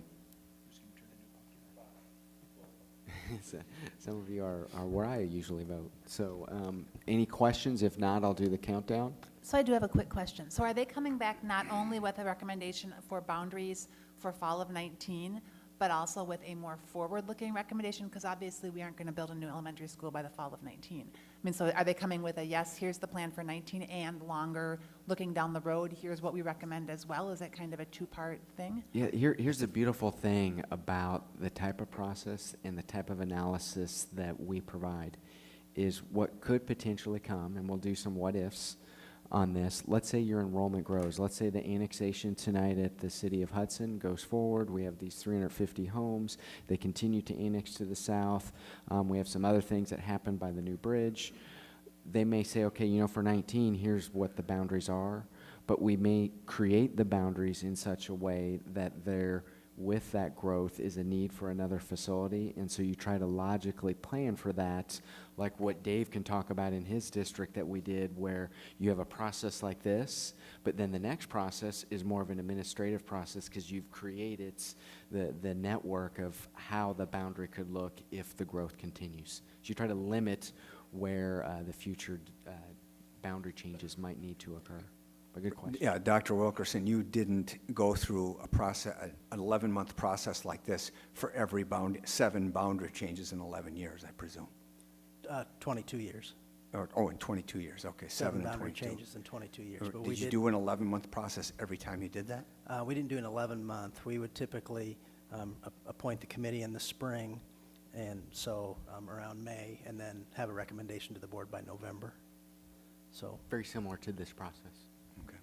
But some of those boundaries obviously lasted longer than others, and you were back at it. And some of them were, yeah. And again, because we were growing by 550 students a year. So that was just a unique situation. And like I used that crystal ball thing just to try and project where that was going to happen and have the elementary located in the right spot. But the goal was always to not have a student change elementaries more than once throughout their elementary career. So. Thank you for that clarification. Any other comments? All right, 5, 4, 3, 2, 1. All right, so now we dig a little bit deeper. So now we're saying the committee may create an elementary alignment plan which reduces the existing elementary inventory and plans for a new elementary. This gets into the explanation that started out with Cedar Rapids. We went from 23 buildings to 15, brand new buildings and or remodel. So this might be that you have a building that's in need of significant enhancements. And so they're trying to plan for it's closed and a new building is built maybe on that site or nearby. If there's no questions, do the countdown of 5, 4, 3, 2, 1.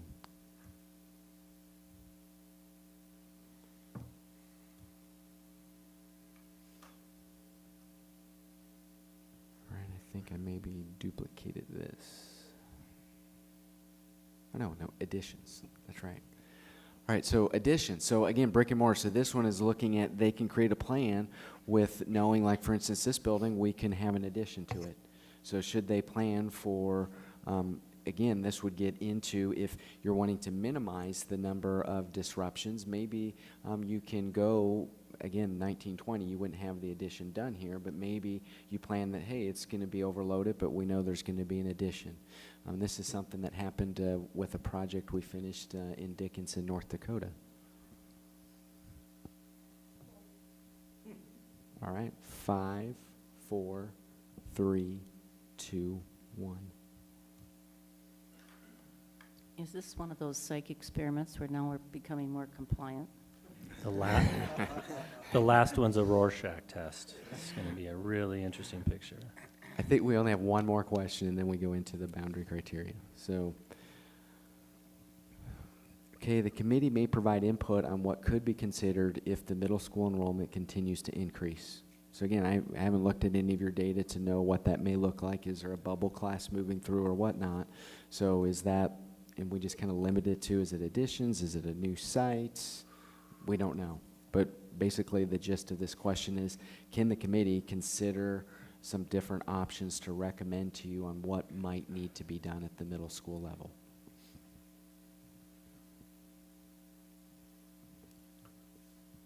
And so if there's no questions, I'll do the countdown of 5, 4, 3, 2, 1. While I support this, I do think that we need to be a little cautious about what we're trying to accomplish here. If we're doing boundary lines versus growth, and you can start to lose sight of what you're actually trying to accomplish. This is a bigger discussion because this would require probably a referendum. I mean, we're already at 1,300 kids in our middle school, which is the largest middle school in the state. You know, most middle schools are 800 to 900 kids max, right? So if the objective is to get into middle school enrollment and middle school options, I see that as a bit different because we only have one middle school, so it's not really a discussion around boundary lines. So you start to get so broad in what the group is trying to accomplish. You know, I'm not saying don't bring it up as part of a discussion, but it should be a decision and then moved on to another discussion, either at the board level to determine, do we have another committee, do we have a referendum discussion? I just don't know that that would be something that we would have enough detail on probably in this short amount of time that the committee would meet. So just my 2 cents. Let me iterate on that, because that's, again, another wonderful point. The focus of the process is the elementary boundaries, but let's say when we look at the elementary enrollments, let's say you start seeing considerably large classes coming through, and knowing that you're the largest middle school, and knowing there's limitations on what else you can do on that site, and knowing that there's going to be further discussion about what that programming might mean in that building, or what students can get or do not receive. What I envision that comes out of this, it might be, hey, there's a further study later of the middle school is going to get so high, board, we're thinking maybe this and this might be something to be considered at a later date. Does that help? Well, and I think when I read this input, I mean, I read it as if during the meetings of the committee stuff comes up that might be interesting as we're thinking about middle school, yeah, pass that input along, but it's not a recommendation coming from the committee about what to do with our middle school. That's how I read that. I concur. That's why I support it. Perfect. With that, we're going to move into boundary criteria. And I'll do the intro, and then Dave and I are going to kind of break it up into the different 9 criteria. So, Rob, real quick before we get into the next section, does anybody, we're going about an hour and 45 minutes. Does anybody need a quick restroom break? You guys all right? All right, keep rolling. rock and roll. All right, so this is, again, the information that was provided to the board so that you would at least have a little bit of understanding about some of this criteria. And what we're going to do is we're going to go through, because we know this may be maybe the first time that you've seen a lot of these different concepts. We want to make sure that you understand them. And then after we've gone through and explained them, each time we explain one of those criteria, that will be where you as a board can voice, hey, what does this mean, or does this mean this? And we'll answer that to the best of our ability without the word it depends. That's kind of funny, attorney talk, isn't it? Anyway, so we've listed these alphabetically. And so the goal is all 9 of these criteria are important, and at some point become critical to what the boundary may look like. But each of them, we have the ability to look at the data sets to help pull out what that potentially could mean for each of these attendance areas. So our goal here is to give you that summary, and I'll let Dave take it away with the first one. Sure. So when Rob made the comment about colorblind, that was a jab at me because I am. So when you look at the maps with the attendance area, and we talk about contiguous versus non-contiguous, there are colors there. Basically, what we're getting at there is, do you want that committee at one of their goals or criteria to? And I always, my favorite phrase was boundaries that make sense. So you don't want boundaries, or maybe you do, that are non-contiguous, so that a student may live in this part of the district, and then go through an elementary boundary to get back into their element. Does that make sense? Into their elementary boundary. So that's what we're talking about, contiguous versus non-contiguous. Rob wants to say something. Are you for gerrymandering or against it, right? Depends if you're in Pennsylvania. If you notice on all of these maps, we put example. So I want to iterate, these are for illustrative purposes so that you can understand what, if you did not know what an island might look like, what's contiguous, non-contiguous. Is there any questions about that criteria? We're working through that. Well, we've had, just recently, we worked with the Fort Dodge School District, and it's a district of about 4,000 students in Iowa, and they had pockets that were just a little pocket here, and that went to attached to this attendance zone, and they hadn't done it boundaries for 25 years, and nobody even knew why, but it's just something they were doing over and over and over again. So any questions about contiguous, non-contiguous? All right, Dave, the next one. Demographics, so sometimes there's diversity. It depends. And again, we don't know. You may have an area in your district that has lots of apartment complexes in it. You may have an area that's all the homes are $1 million. There's lots of diversity things that could be taken into consideration. There's variables there that sometimes the board wants the committee to consider when putting those boundaries together. Any questions about demographics? Okay. Duration of boundaries. Once you go through this process once, this will be really important to you. So again, thinking about the potential growth in some areas, is there a way to structure a recommendation from a committee that takes that into consideration so that 3 years down the road you don't have to do this again? That's pretty much what we're talking about there. Any questions about duration? And then fiscal consideration, and I'll talk about the first one and Rob will take the second one, but any capital considerations. So the impact on capital costs should be a consideration. And again, if you're talking about adding a building or reducing a building, new facilities, additions onto facilities, mobile classrooms, all those things are fiscal considerations that have to do with capital versus operational. And so operational gets into the staffing. So we ran into this in Troy, Missouri, where we had the brick and mortar to build the buildings and do the additions that they planned, but when we started looking at how it was staffed, they didn't have the dollars to staff the building. So this kind of goes back to some of those questions is, are we directing the committee that there could potentially be capital dollars to build facilities, but then also the acknowledgement that there's different pots that the monies come from, and operationally, we may not be able to afford some of the options that they may look at. Any questions about the dollars of buildings or staffing? Will this then be getting us to our next round of questions? So you're just teeing it up? Okay. Thank you. Exactly. Okay, if there's no questions. Neighborhoods intact. So what we've started to do with our data is start to create what we're calling neighborhoods or planning areas based on a similar type development. So is it apartments? Is it duplexes, single-family homes, mobile homes? That becomes the neighborhood. So in this particular criteria, we would not break that neighborhood any further than what we're classifying this planning area to be. And that can be confusing for people sometimes. They think of the neighborhood as like their block, but these are planning units. And Particularly when we get to the core area of, let's say, Hudson, right? When you're on, whether you're on 3rd or 4th, sometimes there's, well, we are one neighborhood because of the way that I would say the spaghetti fits together. So we work through with the county and the cities with the legal descriptions to try to help create what potential planning areas could be considered, or neighborhoods. So I'm assuming that there are times that the neighborhood intact principle and the socioeconomic diversity principle end up not working well together.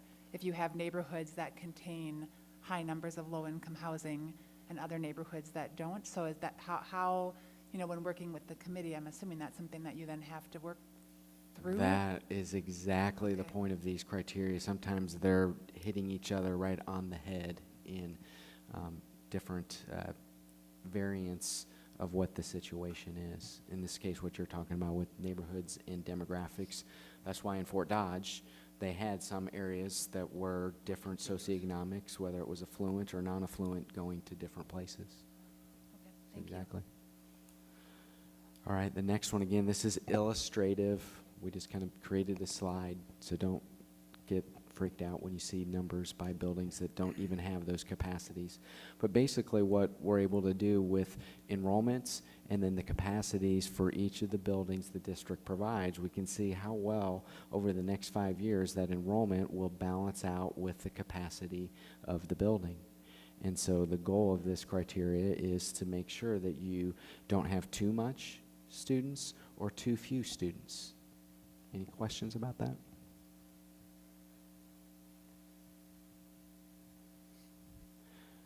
All right, then students impacted by the boundary change, or what we call the SIBC. So again, with knowing where students are and where the boundary change would be, we're able to know how many students and by which grades are potentially impacted. The goal of this would be to minimize the number of students that would be impacted by a boundary change. Any questions? All right, and the last criteria is transportation. And basically here is we don't want to make the situation worse than it already is, although we've heard there's been some interesting things with your transportation of late, but I think there's some positive changes that we've heard are happening over the next year. So again, what the goal of this is to make the situation better, which might be less ride on a bus, and so on. Any questions? Yeah, Rob, quick question. Your third bullet here talks about while students may not necessarily attend the closest school, can you give me an example where a student wouldn't attend their closest school? All right, it may come down to where your buildings are located and how the enrollments and capacity is for those buildings. So typically where we run into those challenges are in a couple of scenarios. It might be where we have a lot of density around a couple of the buildings, and the one that's closest you might not be attending because there's no space based on the other configuration that went into the creation of that. Other times, it might be, for instance, when you get into demographics, that if you want to balance out the demographics, you might say, hey, X area, you're going to go over here so that we have that balancing. So you may not go to the closest facility based on one of the other criteria. All right, any questions about transportation? All right, hearing none. You understand each of the boundary criteria. You knew that was coming, right? Do you understand the criteria? That's another clicker question. My voice tends to do that, my kid said. I'll do the countdown of 5, 4, 3, 2, 1. All right, so now the next two questions are to really drill into conversation and setting the framework for the committee to examine what it is that you're providing, much like the guiding principles. So the first question that I want you to answer is, of these criteria, which one do you feel has the greatest importance? We'll see if you catch the trick criteria in there. Forced choice, yep. And this will start our conversation, and that's why I put up there's the conversation starter. So I want to know, for which of these criteria do you feel would have the greatest importance on the boundary process?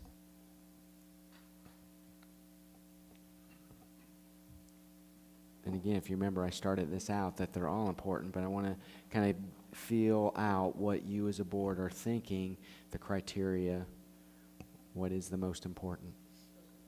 Yes, please.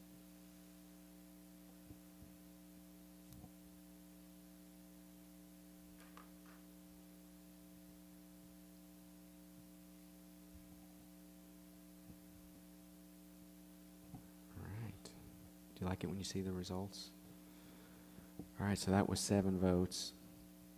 So basically, we have some that say contiguous attendance areas, duration of boundaries, and projected enrollment building utilization, and then the other was neighborhoods intact.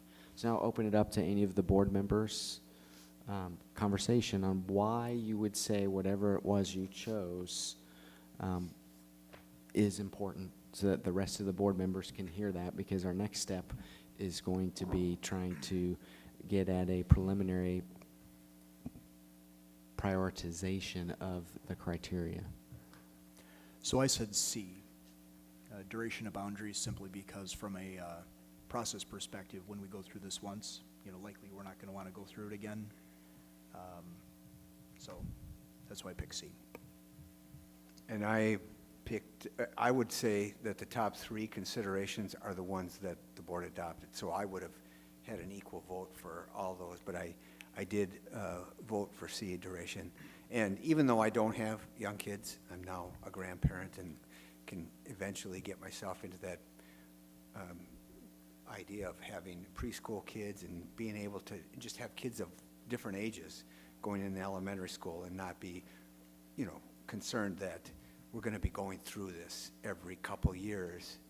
So I think duration is important, but I also think contiguous, so that we're not shipping our kids beyond one school just to get to another school. And then utilization it really rolls in the fiscal considerations for me in the utilization and projected enrollment, trying to have the best utilization of our schools proportionate to what the enrollment is.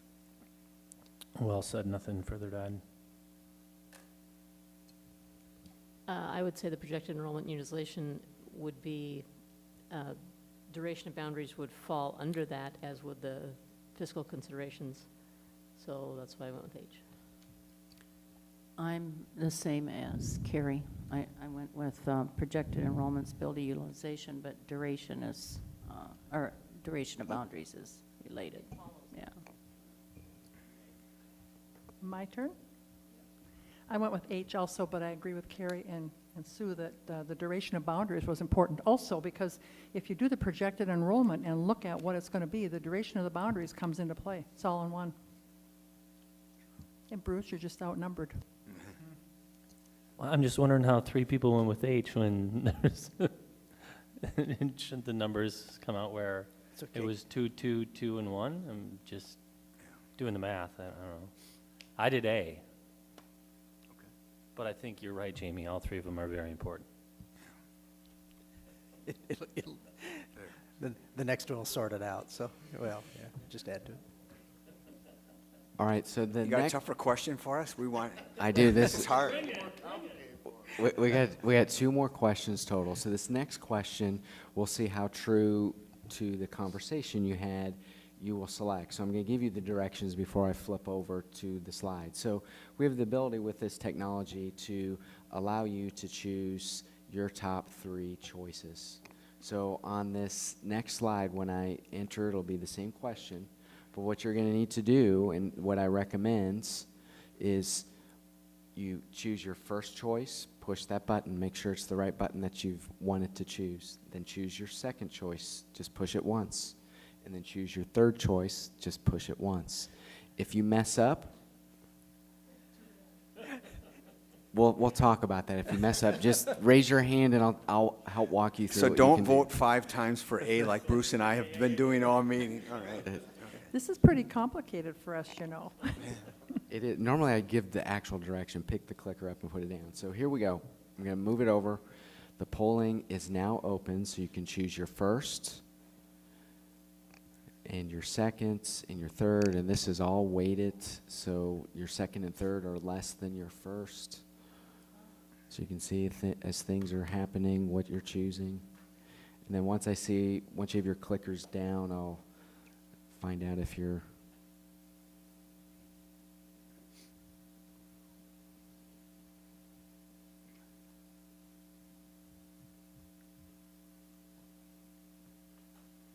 all right. Has everybody voted? Seeing all their hands, all right, so I'll close it. And then I'll tell you the damage it is. All right, so the top vote getter for your 3 choices was duration of boundaries. So try to have boundaries that last as long as possible.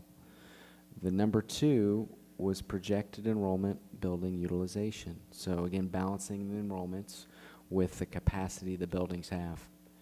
The third criteria would be having contiguous attendance areas, so not having islands, so having things that visually will make sense. Now the other 3 that were voted upon, but at a lesser rate, was demographic considerations and physical consideration operational and neighborhoods intact. So again, they're all important. So here's how this potentially plays out when we go back to the committee. What you would be setting as the framework is, hey guys, keep the boundaries as long as possible. Make sure that they're contiguous and that we have the right enrollment for the capacity of the buildings. Is that generally kind of? It is. Just quick question. When I see utilization in H, I kind of see that almost being the same as E and F combined, like fiscal considerations both in capital and operational, that we're getting the best utilization out of our facilities. Actually, it's more what the existing capacity is, the utilization, the capacity of the building, whereas the fiscal consideration could be that you would say, hey, we're fine with you adding additions or you adding new inventory or building a new facility. So it's similar but different. Okay, thanks. And I guess my observation was that contiguous attendance areas really is closely aligned with transportation too, so that you're not shipping people real far distances. I didn't obviously vote for J, but I considered that A was one of my top choices. So. Perfect. So now the last thing that we'll open up to some conversation is the concerns, constraints. So are there some other things that we need to be aware of? And so we've just kind of generally put these 4 bullet points here of, is there, sometimes districts want to change where programs are located, or maybe there were promises made in the bond referendum. We've had a process where a week before the board was voting on something, someone came in with a brochure on a promise for a bond referendum from 6 years ago. So is there a promise that some people have been made? Are there some non-negotiables? What are those non-negotiables from the board that, again, be an expectation that the committee has? So this is a free round robin for board members. I guess I would ask the question with special programming, I would presume that those are located at the optimal schools, but if not, I would expect an administration recommendation if any of those changes should Yeah, so occur. special programming, a lot of times when we have cluster programs, sometimes it happens based on space more than anything else, you know, where there's available space when we do cluster programming and things along those lines. But yeah, we would look at, obviously through this process to ensure that, you know, we're using the most optimal locations, you know, taking those things into consideration. One of the things that we told them when we gave them building capacities, so we pulled classrooms out that we're using for cluster programming out of the capacity numbers as of right now. As we've talked about, remember when we went to referendum, we said, if you're not using a room for regular education classes, then we kind of back that out a little bit as far as building capacity unless we're going to make those changes. So. One question I would have, so Rob asked earlier about when would it be a case where someone might go to a school that wasn't the closest school? I mean, my hope would be that that's a case where there's a school a mile away and they're instead being bused to a school 2 miles away, as we're trying to encourage our kids to be active and walk or bike to school. I would hate to think that we're going to have kids who live 2 blocks from a school and now are going to be biked or bused to a school that's 1.5 miles away. I don't know if that's something that we feel strongly about enough to throw into the mix. Other thing that I wonder about in our community, I know the Crossing 94, when Rivercrest opened, was an issue for some families who wanted their kids to be able to walk or bike to school, but because they have to cross the highway, that wasn't any longer an option. So I don't know that either of those are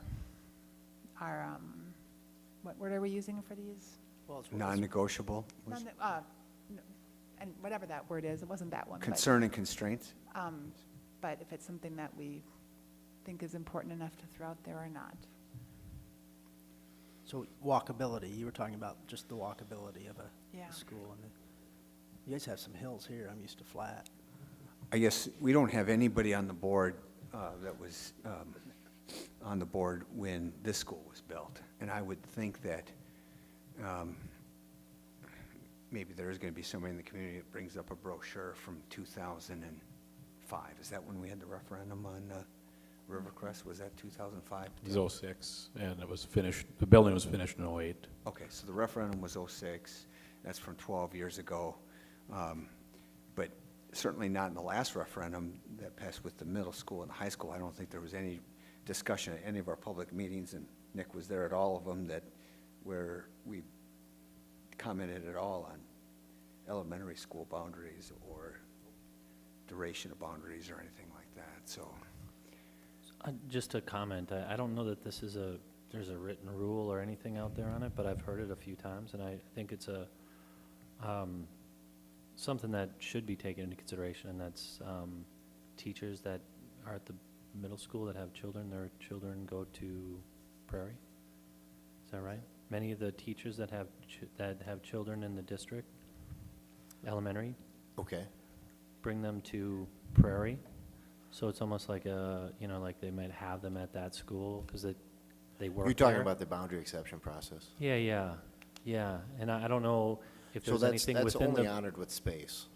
So, like, for example, if there wasn't any space at Prairie. Correct. Regardless, they, But so our- even if they had like a 4th grader at Prairie and they're gonna bring a kindergartner to Prairie, if there Yeah. wasn't any space, they'd have to go to their home school. I guess maybe the point that I'm trying to make is that those types of exceptions should be brought forward during this discussion to be reviewed and looked at as part of this whole process, because those exceptions would be also up for, I think, discussion during this process, that you just wouldn't want to miss that, right? Yeah, I think, that's, once they set, look at the different boundary options, you know, we'll have to look at what does that do for the ability to honor exceptions, if we're able to continue the exceptions that we currently have in place, or they may not, you know, may not, depending on how the boundary's drawn. Were some of those exceptions in place because of the way the boundaries were drawn, or, I mean, not that you might know that, but I'm just curious. Well, but if I mean, there's a myriad of reasons why people file for boundary exceptions and things like that. You know, we try to do our best to honor the best we can, but, you know, one of the bedrock principles of those is we're not going to overload buildings to honor boundary exceptions. Yeah. And I would, I Go know it's ahead. not my conversation, but I would just urge you that you want to be really careful and thoughtful about that, because you're putting you don't want to get in a situation where you're making the administration put a value on someone's reason for an exception, if that Yeah. makes sense. Mhm. Because what you believe, the reason your child should have an exception, and you believe that passionately, Yeah. might not be what somebody else believes. And Totally. if you don't have real clear guidelines on what those exceptions, then you put your administration in a really difficult situation. Yeah, I don't know, that I couldn't recite it right now. I don't know what that policy is or how the information's written up, so. Andrea could probably talk to it the best right now. And I don't know that we need to go over it right now. We don't need to make it part of tonight's meeting. I just think it should be something Bruce, that we're should going to be here part till of the 9 discussion. since you skipped the break. He just wants it as something that the committee Move it takes along. into consideration. That's all, yes, please. Well, any other concerns or constraints that anyone perceives at this point? I guess my concern would be that we'd have too many exceptions. I want to see us, recommend a plan and be able to put something, implement something that is not riddled with exceptions. Mr. President? Yes. I'll just make a comment about exceptions since Andrea can't talk. I don't think there should be any unless it has to do with the type of education a child needs. And one building, like special ed being provided in a building better than the building that they are actually in the boundary for. Otherwise, I think you run into a situation where who gets the exceptions and who decides? And how does that make other people feel who aren't getting exceptions? So there shouldn't be any unless it has to do with educational opportunities and the buildings are better for a child in one than the other. Just my opinion. Just to remind you, it's not better, one or the other. It might just be different programming.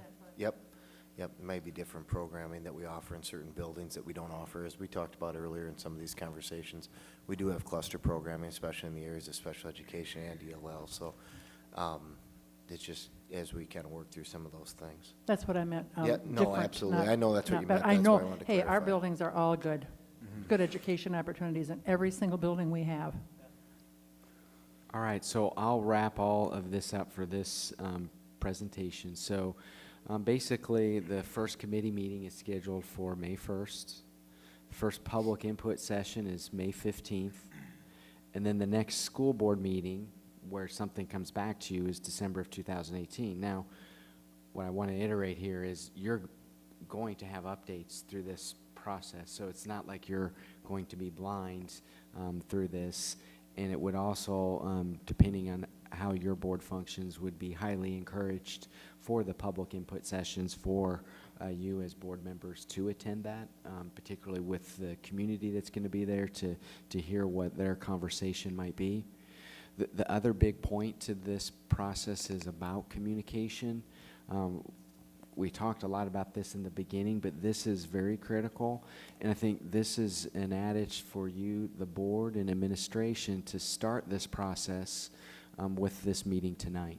To kick off what are some of the parameters, what are some of the things that you as a board are thinking this committee would need to be concerned with as they work through this journey, because it will indeed be a journey. There's a lot of things we'll learn.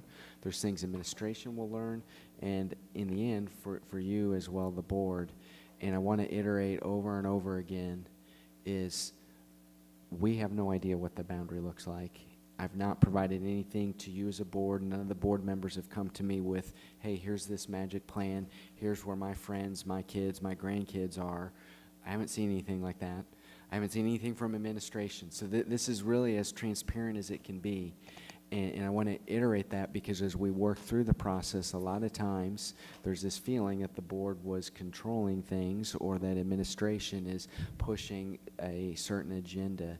And that, I think, is the value of why administration, when they contacted us, this was one of the things that we mentioned to them is in order for this to be successful, we have to have the board, administration, the consultants, a committee, and the community all working toward getting the right plan in place. And that right plan may not be what any of us tonight are thinking it should be. So that's kind of in my closing, and there's one last question.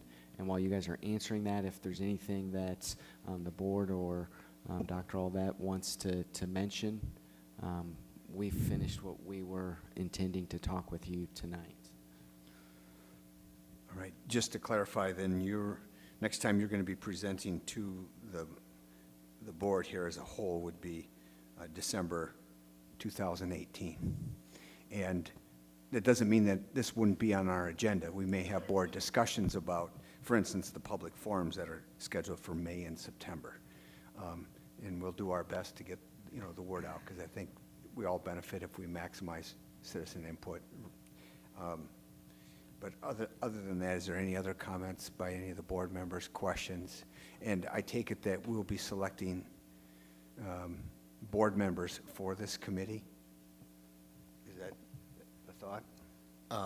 I think what I heard Rob say is he would encourage all board members to attend. The public inputs, for sure. Public inputs, for sure, and we definitely would not shy away from the board seeing how the sausage is made either in the committee process. But I don't know if we necessarily would have all 7 board members on the committee itself. I don't know, Dave, what's been your experience? Do you really want to know? We didn't have board members on the committee. None. None. All right. But that's what worked for us, and it was just for us, it was, sometimes it's like, Nick, when you're in a meeting in a building with teachers and stuff. When you start to talk, then there's a tendency for discussion to maybe not go to be as robust.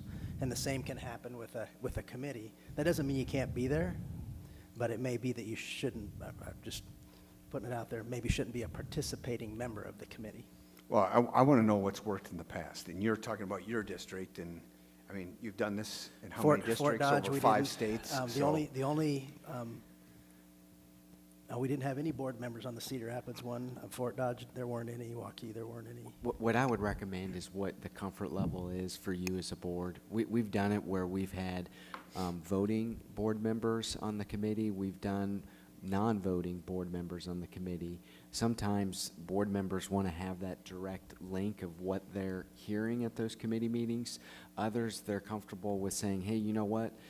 This is the environment that works best for the committee to work without us being there and feeling the pressure of what we know and what we think. So really, we defer to what is best for your district, and we'll make the magic happen for that safe environment. And you may want to divide them up and say, hey, we'd just like to have a couple at each committee meeting just to sit there and be ears and listen to hear the conversation and let each other know what's happening in that regard too. But I would encourage everybody to be at the public forums to hear what the public's having to say.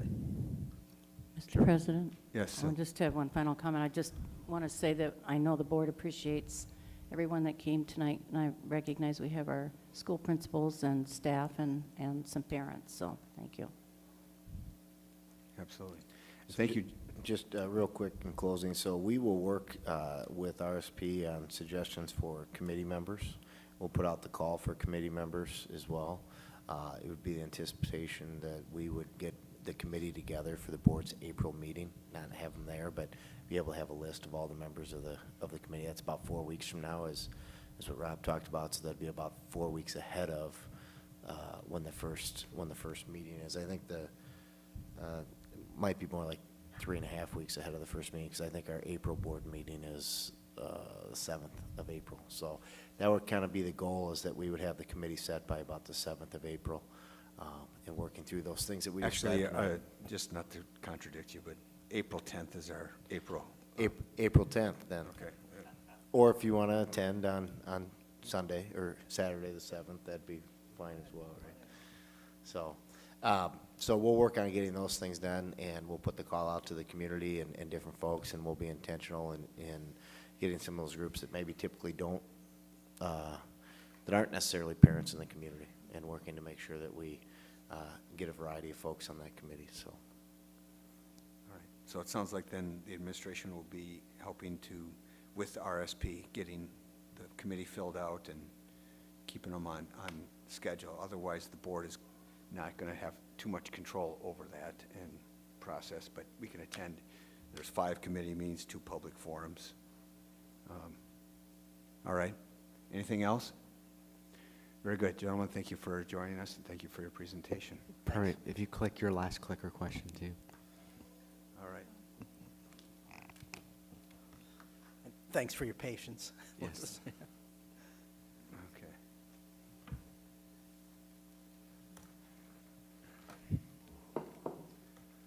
All right, our first divided vote, other than the 3 favorites, yes. All right.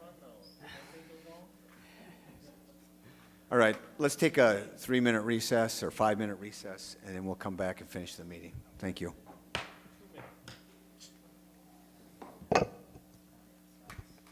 It's not even 8 o'clock, Miss. Yes, you may. I had first, not May. I can't dictate my wife's schedule of, I'm sorry, I had May first. Did I just write it down? Let's verify with what Stacia has. Because I was looking at a copy of this that came, and that gave me a copy of this. I could double check. Yeah, but If May 1st is the right date, that's fine. I just want to check, correct it on the board. Let's make sure. So, okay. I think there was some From our perspective, I mean, obviously she runs the hospital, very smartly, keeps everybody on her hands. I mean, if you don't care how it's put in hand. Like, she courts every health department. I appreciate it. She's smart. Yeah, I know her through Rotary too, where it means I see her socially some, but, yeah, no, I think she's a pretty smart cookie. So you must know her through Adelaide, right? No, with the hospice? Yeah, yeah. Because are you co-chairing that campaign? Yeah, yeah. Yeah. Yeah. Yeah, because Allison just actually reached out to, so I was on the email chain, because she kind of went, assistant CEO, local hospital president, and if there was someone else local, she thought she'd get the email. I was the someone else. But she reached out to all of the other players in the region about kind of the Adelaide thing, kind of like, would you like to talk about this? And to be frank, we thought we'd already had that conversation with John Marnell. So I was a little surprised to see the email. But then I said, well, maybe John was specifically talking about, will you contribute to the campaign? And this is teeing up a larger conversation. So, but no. Yeah, yeah.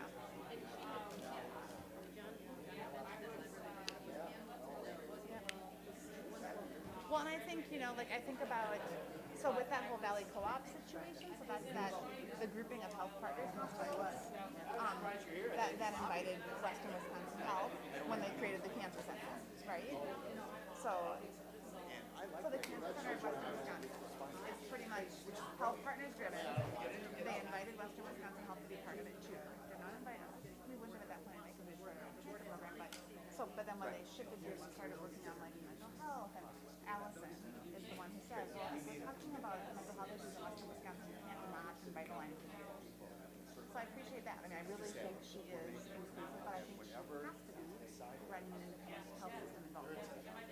Like she has to be looking at how do we all work together, and quite frankly for her, how do I best take advantage of, whatever strategic relationships I can cultivate, and because she's got a Taj Mahal in Baldwin. So, and you look at the funding, they access low interest rural economic development funding to build that hospital. Brilliant. So, yeah, yeah.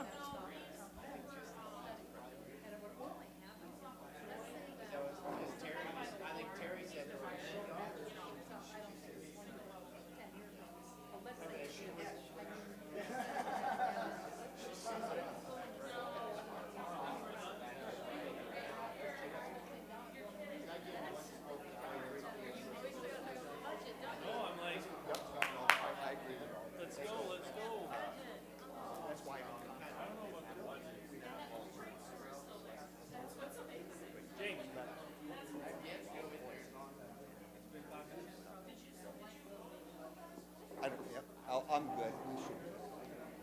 Thank you for taking care of us, though. All right.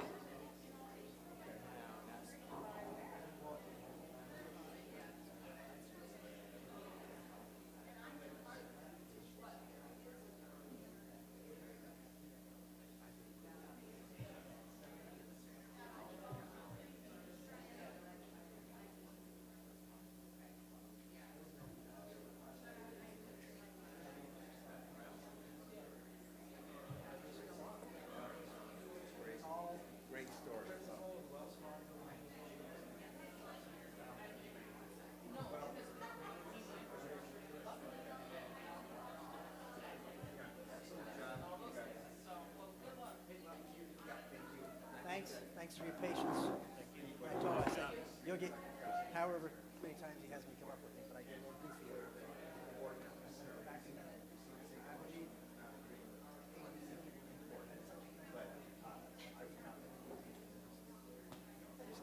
Sign me up. Me as well. So thanks. Thank you.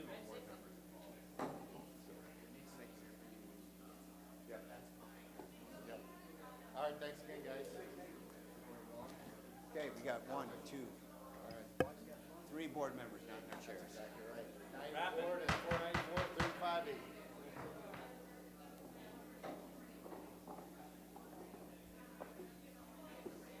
Not at 5 bottles of water. Dude, I will be leaving. There will be a time. You start 5 minutes late now, all of a sudden you're conscious of time. Okay. We have 2 reports, 3 reports left. All right. Which one do we take first? Staffing reports? Just take them in order? Yeah, just Who's take them doing in it? order. You can go ahead and take them in order. All right, we're taking 2018-19 staffing, and which administrator has that? That will be Andrea Andrea? and Tim get to lead that off. All right, very good. All right. You want me to go first? I'll go first.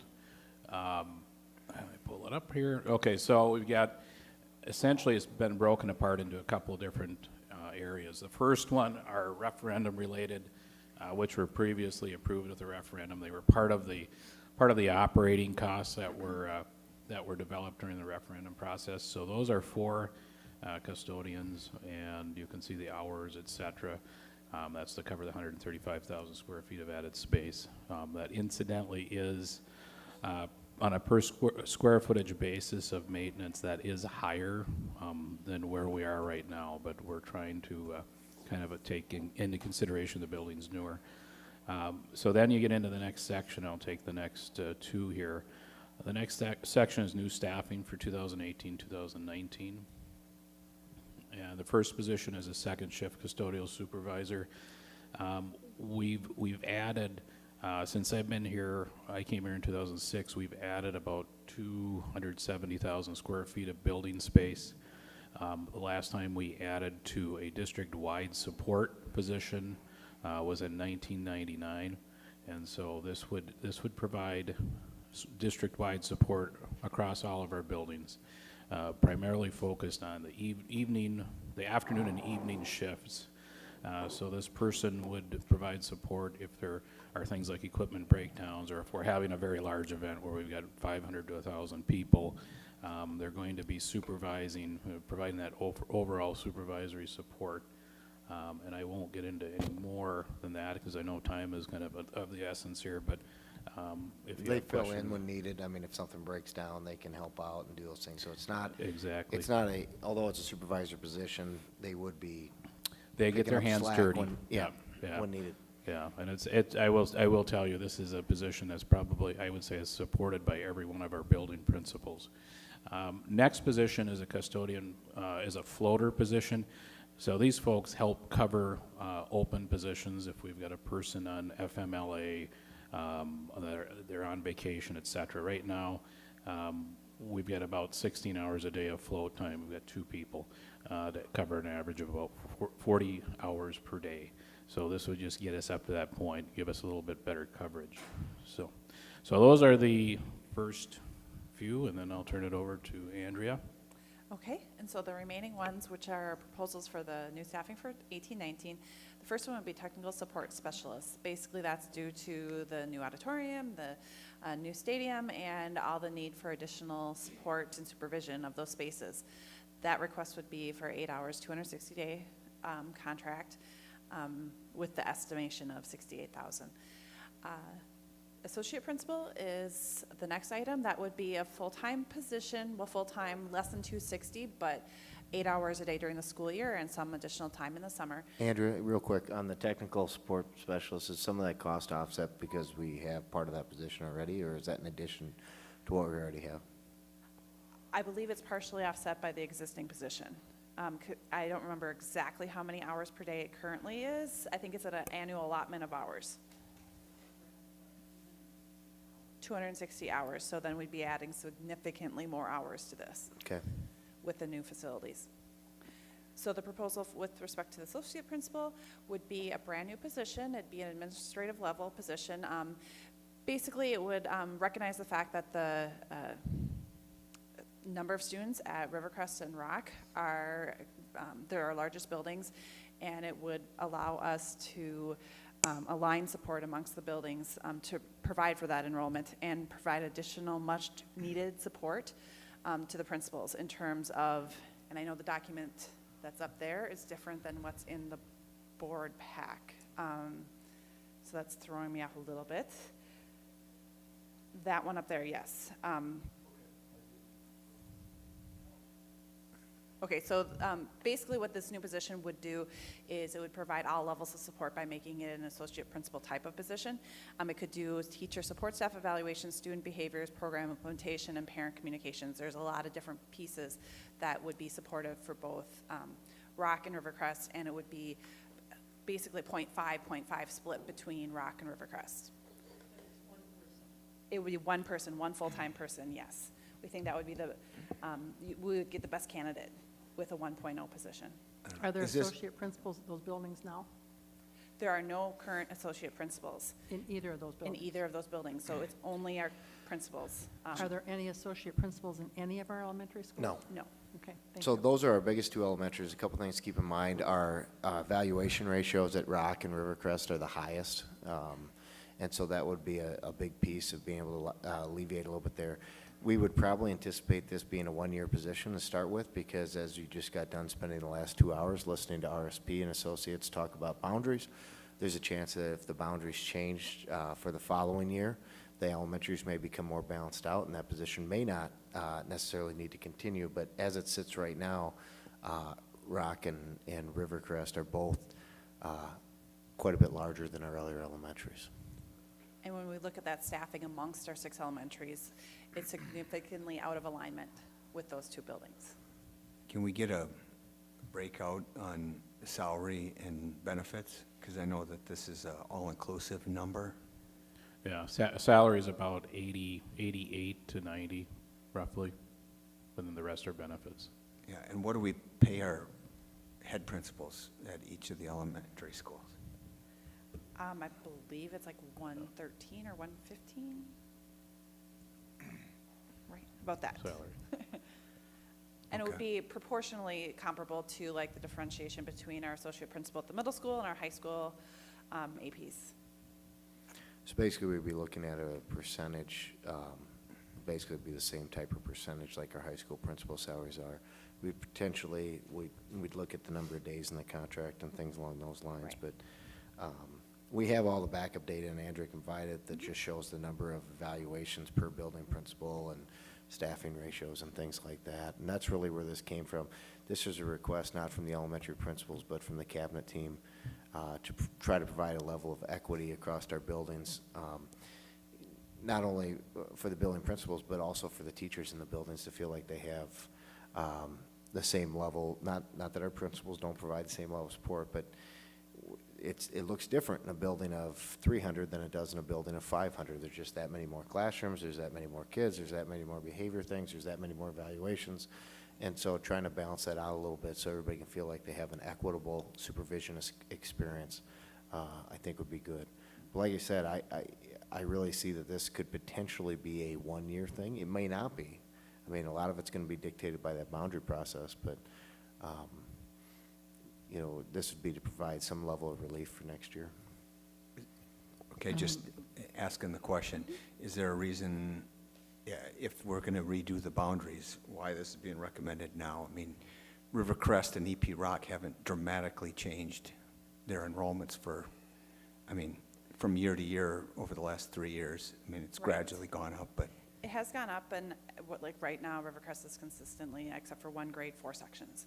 And so I would say Rock and Rivercrest are about the same enrollment number at this point, plus or minus 20 or 25.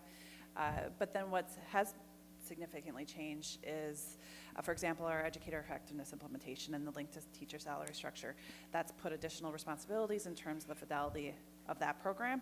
And our proposal will be for next year to implement the support staff pay for performance system. And so that's another new wrinkle that will need to be implemented, and there's nobody else at that building that could implement it. all right. Well, no, that answers the question, but I think it's important that we state that, because we're not passing anything tonight. This is just This is just asking for your- questions and yes. information. But I do recall when 3 years ago, when we started the performance pay system and teacher effectiveness, and we talked about the fact that this may put a strain on the principals and everything, and it may include staffing. So I think that we just need, I would like to see, anyway, a breakout of that and, some kind of explanation for the And remember, one of recommendations. the things, after next year, we also will be reducing an assistant principal at the high school after next year. We talked about, we added that assistant principal position for the referendum, or for the construction process. So I don't want the board to think, okay, we kind of add these things in and then never take them back, or we say it's only going to be for 2 years or 1 year or whatever. One of the things we said with the assistant principal at the high school was, unless enrollment dictated us keeping that position, we would remove that after the construction process is done. So we have every indication to believe that at the end of next year, that will reduce by 1 associate principal at the high school level. So, Mr. President, Yes, Rob? question on the 4 custodians at the high school. I mean, professionally, I deal with some of this stuff, and my understanding is about 45,000 square feet per custodian for classroom space, which would account for roughly 3 of the custodians we're noting on top. Are we saying 1 full-time custodian for the stadium? No. First of all, I mean, if you can find custodians that can clean 45,000 square feet in an evening, we'd love to hire them, because that would be way above. I think the Midwest average is like 27,000 square feet. We shoot for somewhere around 30 or something along those lines. We're about 32, 33 with this proposal. The other thing you gotta remember at the high school is we're adding 68,000 square feet of glass. That's one side, as Jim Staceco likes to remind me. And it's, 136,000 square feet of glass. And so, I mean, that's a drastic change in what needs to be cleaned and how it needs to be cleaned. Now, the new space should be able to be cleaned more efficiently. I think we would all argue that the new bathrooms and things like that should go quicker, but I think when we looked at this, we were really trying to shoot for 30 to 31,000 square feet per custodian. And the big thing is knowing too is we don't necessarily always have a full set of custodians every night because of vacations, sick days, things like that. It's part of why we have the floating position, but with, I don't know, close to 35 custodians in the district, we often No, we have people a total of about roughly 50. 50 custodians. We tend to have absenteeism, so.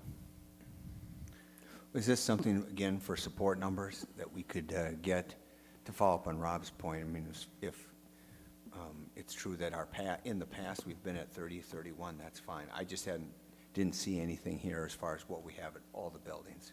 Obviously, they range in sizes, and how many janitors we have at each is dictated by that. Yeah, currently if you look at the buildings on an average, you're currently up in the upper 20s, 28, 29, somewhere in there. But we can get information for you if you want to see it. That's not a problem. Yeah, I want to know if we're substantially changing any ratios there. And then the difference in pay between a second shift custodial supervisor, is that just what we pay our first shift custodial supervisor is cost including benefit is 80? And we don't want to discriminate between the night and the day, or are we paying our night supervisor more? There's a premium if you're working the afternoon or evening. And there's a need to have another supervisor at night as opposed to. Yeah, it's something, we've reluctantly held back in asking for this position, but with the addition of the high school and the size and the stadium, this is something that we need. And I think, like I said, you can talk to any of the principals. I think every one of them would support this. It's just, it adds a level of help and support to all of our buildings that we just don't have in the evenings. So. And I would add to that too, from an HR perspective, I think that additional supervisory support will be quite significant, because right now, whether it happens at 7 in the morning or midnight, it's Jim Staceco or Mark Klanderman that have to come and respond, and have to have all the different levels of supervision. So I think this will provide a much needed support for our staff, as well as the leaders in the different buildings, that they know that they can rely upon a certain person for that time period. Mr. President, so I don't have a problem with the custodial needs that we have, and it was called out even pre-referendum that this was something that we were going to have for an expense coming, so it's not shocking. I do wonder why we're calling 4 as a referendum-related cost, but 2 not as a referendum-related cost. I mean, to me, I kind of think that they all have somewhat of a relative need to that, otherwise it'd be a replacement. Well, the reason I had Tim break it out that way is because we talked about adding pre-referendum. We were very upfront with people, because people said, well, how much operating cost is this going to cost the district? Yeah. And we figured it was going to cost us, the new additions would be about $500,000 worth of annual operating costs is what we put out. Yeah. And of which, we'd broken out for the board at that time. There was about 4 custodians or 5 custodians at the high school and another custodian at the elementary or at the middle school. And so that's why we broke it out that way. The second shift custodial supervisor and custodial floater, regardless if the referendum would have passed, or if we would have done the construction, we'd still be advocating for those positions, so that's why it's broken out that way. Because those are district-wide positions. Those are district-wide positions, they're not building-specific, like the other positions. Okay, so that's fine. Then one other question, I guess, I haven't done math, and I don't recall back to where we're at, but I presume that all of these numbers, then you'd work back to what the average custodial rate is, because I know last year we were talking about an increase for the custodial role because of competitiveness in surrounding districts and communities. So based on existing pay rates for a Right. new custodian. Again, trust the math's fine, I just checking, so. One thing Okay. you have to understand too, and we had a discussion here at the district office with certain building principals to talk about the level of cleaning, because there's 4 different levels of cleaning that you can establish in a building, 1 through 4, and obviously we shoot for different levels depending on those spaces. And one of the things that Jim asked from us is, what is your expectation for level of cleanliness? And when that sounds like, okay, are we leaving things dirty? It's not that. It has to do with certain spaces, whether it goes everywhere from, okay, obviously every place is going to get the garbage emptied every night. Every place is going to get swept out, but the question would be, do you take it beyond that? Does every area get shampooed or power scrubbed, or does on a daily basis, are you washing the windows on a daily basis? Because it might be a high visibility area, and apparently people have an aversion to using the actual handles on doors and things like that. So those are the kind of questions we had. And so all of those things kind of play into that factor of how many square feet they can clean a night based on what we set as the expectation of what the end product should be when they're done. Yep, and I think we've reiterated in our past conversations, I mean, it's a very important job in our schools and in our district, so. Mr. President? Sandy? The technical support specialist, is that a job that it had to be created due to the repair, or due to the upgrading of the auditorium?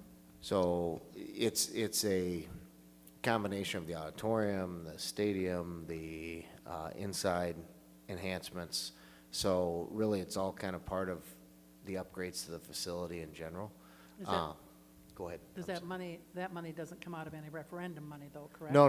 None of this money comes out of referendum money, just so everybody's aware. None of it, it's all general fund money.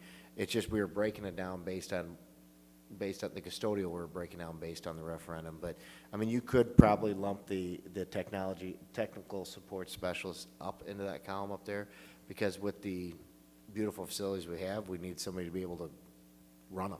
I mean, they have more technical capabilities. They're much more complicated to run. I have a question about that. Why are we adding, it says 1.0, so that's a full position, but I thought we were already paying somebody. Wasn't Sudal in that position for the auditorium? There was somebody dedicated to? No, we did, we had, as Tracy talked about, 260 hours a year added to that. So that 68,000, we'll back out the 260 hours a year out of that 68,000. It might be, I don't know, $5,000, Okay. 8,000. I mean, So it these won't- are gross numbers at this point? These are gross numbers at this point. We haven't hired the positions. We're trying to go worst case scenario. You know, we'd rather under-promise and over-deliver than, I you get know, it.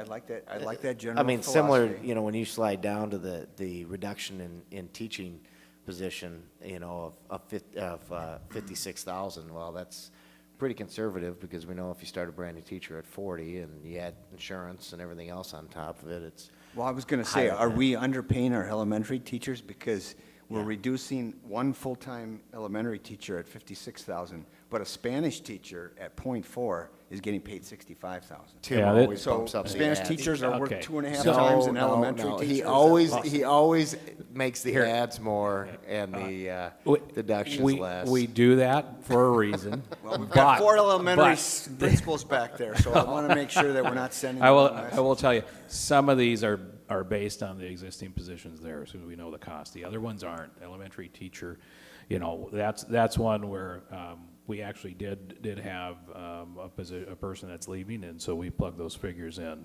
So it just depends on what the position is and if we have the cost. But if something changed with Spanish, I know we have some high-need areas. I didn't know that Spanish was a high-need area in our district. Well, and Or that it's a high premium that you're paying teachers No. over $100,000 because of a .4 position for 65,000. My math would be That's $140,000. benefits included, Jamie. But So, 140,000 for a Spanish No. teacher with benefits?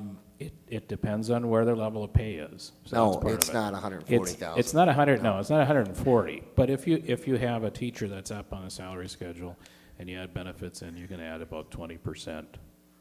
Yeah. And you'll add more if the position is lower paid. That's just a function of their pay.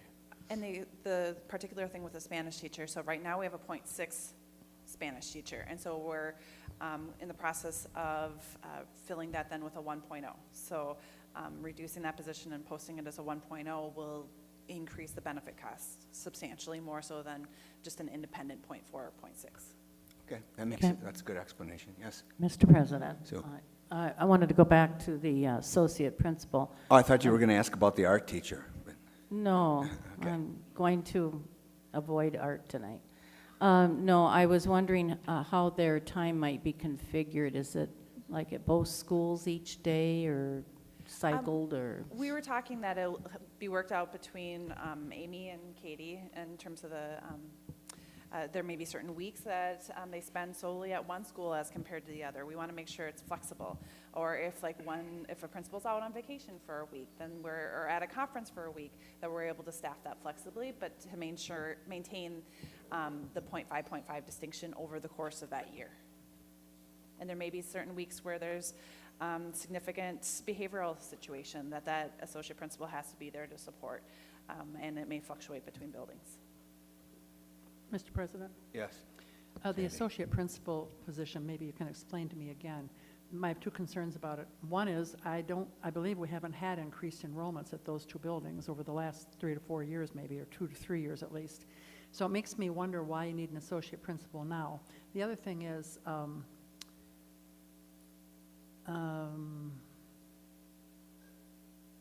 I lost my train of thought. It'll come to me while you're talking.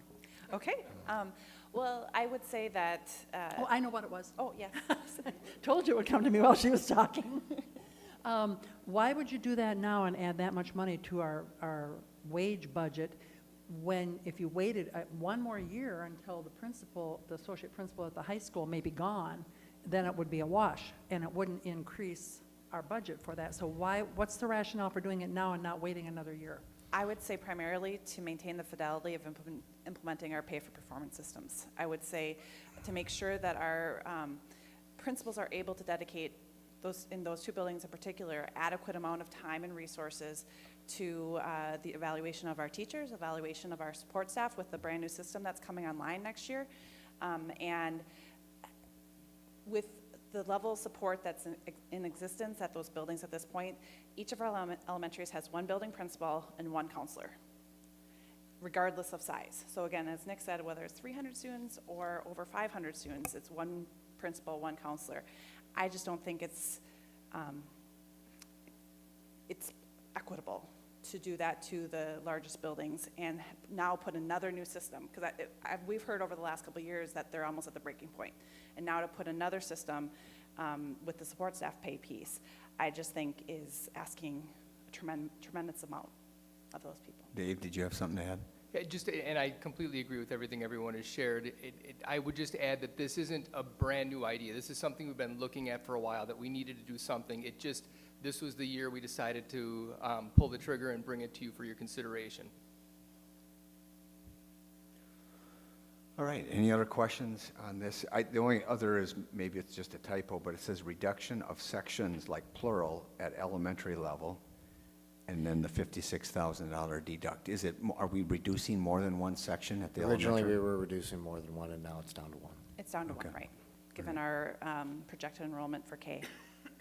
All right. Any other questions? All right. That should be thoroughly discussed and no need for any questions when this comes up for action item then. Moving on, international travel. Thank you, Andrea, for that report. International travel changes. Okay, I will keep this short. Bruce is at a full 45-degree angle and backpack is packed, so I know that I don't have all that much time. I just wanted to make you aware of some changes that happened at the U.S. Department of State. They're minor changes, but because of the work we do with international travel, wanted you all to know. They just changed their travel advisory system slightly. They used to have warnings and alerts, and those were the only two levels. There was a bit of ambiguity between those, and it was hard to understand. They went to a much clearer system. It's very similar to the Homeland Security system with 4 levels. And you can see the 4 levels, with level 4 being a do not travel at all, and level 1 is just exercise normal precaution, and then the other levels in between. Our recommendation would be that when we consider travel, in the past, if there was a travel warning, we just absolutely said, no, we will not consider any travel to that location. If it was a travel alert, then we would consider it based on the nature of the travel alert. Sometimes they were very minor. There might be like a labor dispute in one town that is 300 miles away from where our students would be traveling. Other times they were more significant, and we would recommend that we wouldn't consider that location for travel. What we would do now is we would look at level 3 and 4 and absolutely not recommend travel to any place level 3 and 4, obviously. And then at level 2, that's when we would dig into the data, find out the nature of that, that advisory to see if it warrants our consideration for travel or not. That really is the only change. Just wanted you to be aware of that change in the interest of student safety. And encouraging travel insurance, which would kick in if at level 3 and 4. Well, actually, the travel insurance is something that would be completely on the parents' side. It would be their choice. It would kick in for, there's several levels of travel insurance. One is if there's an emergency. There's another level of travel insurance that's just anything. You cancel for any reason, you can get your money back, but that's a parent decision. We're working with the travel companies to make sure that they'll honor the level 3 and 4. That is a push. This is a new system, and they're not sure how they're going to contend with this, so we're working with them right now. Any questions about these changes? All right, very good. Monthly budget. Tim? Okay, I assume you've all had a chance to go through line by line on that, so I won't. I'll go to page 8. You can see the list there, and there are a few new ones that are added and some that have dropped off, but I think at this point I'll just entertain questions if you've got them. So are these numbers through January 31st, or? These are through January 31st, right.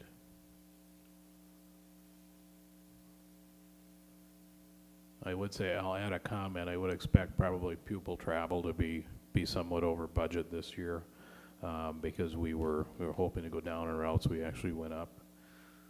And we've added some additional vans into the mix, so to address some of the transportation issues. So that would be really the one area of concern, and it's not a major concern. I don't think we'll be over that much, but that would be the one area. All the travel to state. Right. Any other questions about the monthly budget update for our work session that we're getting?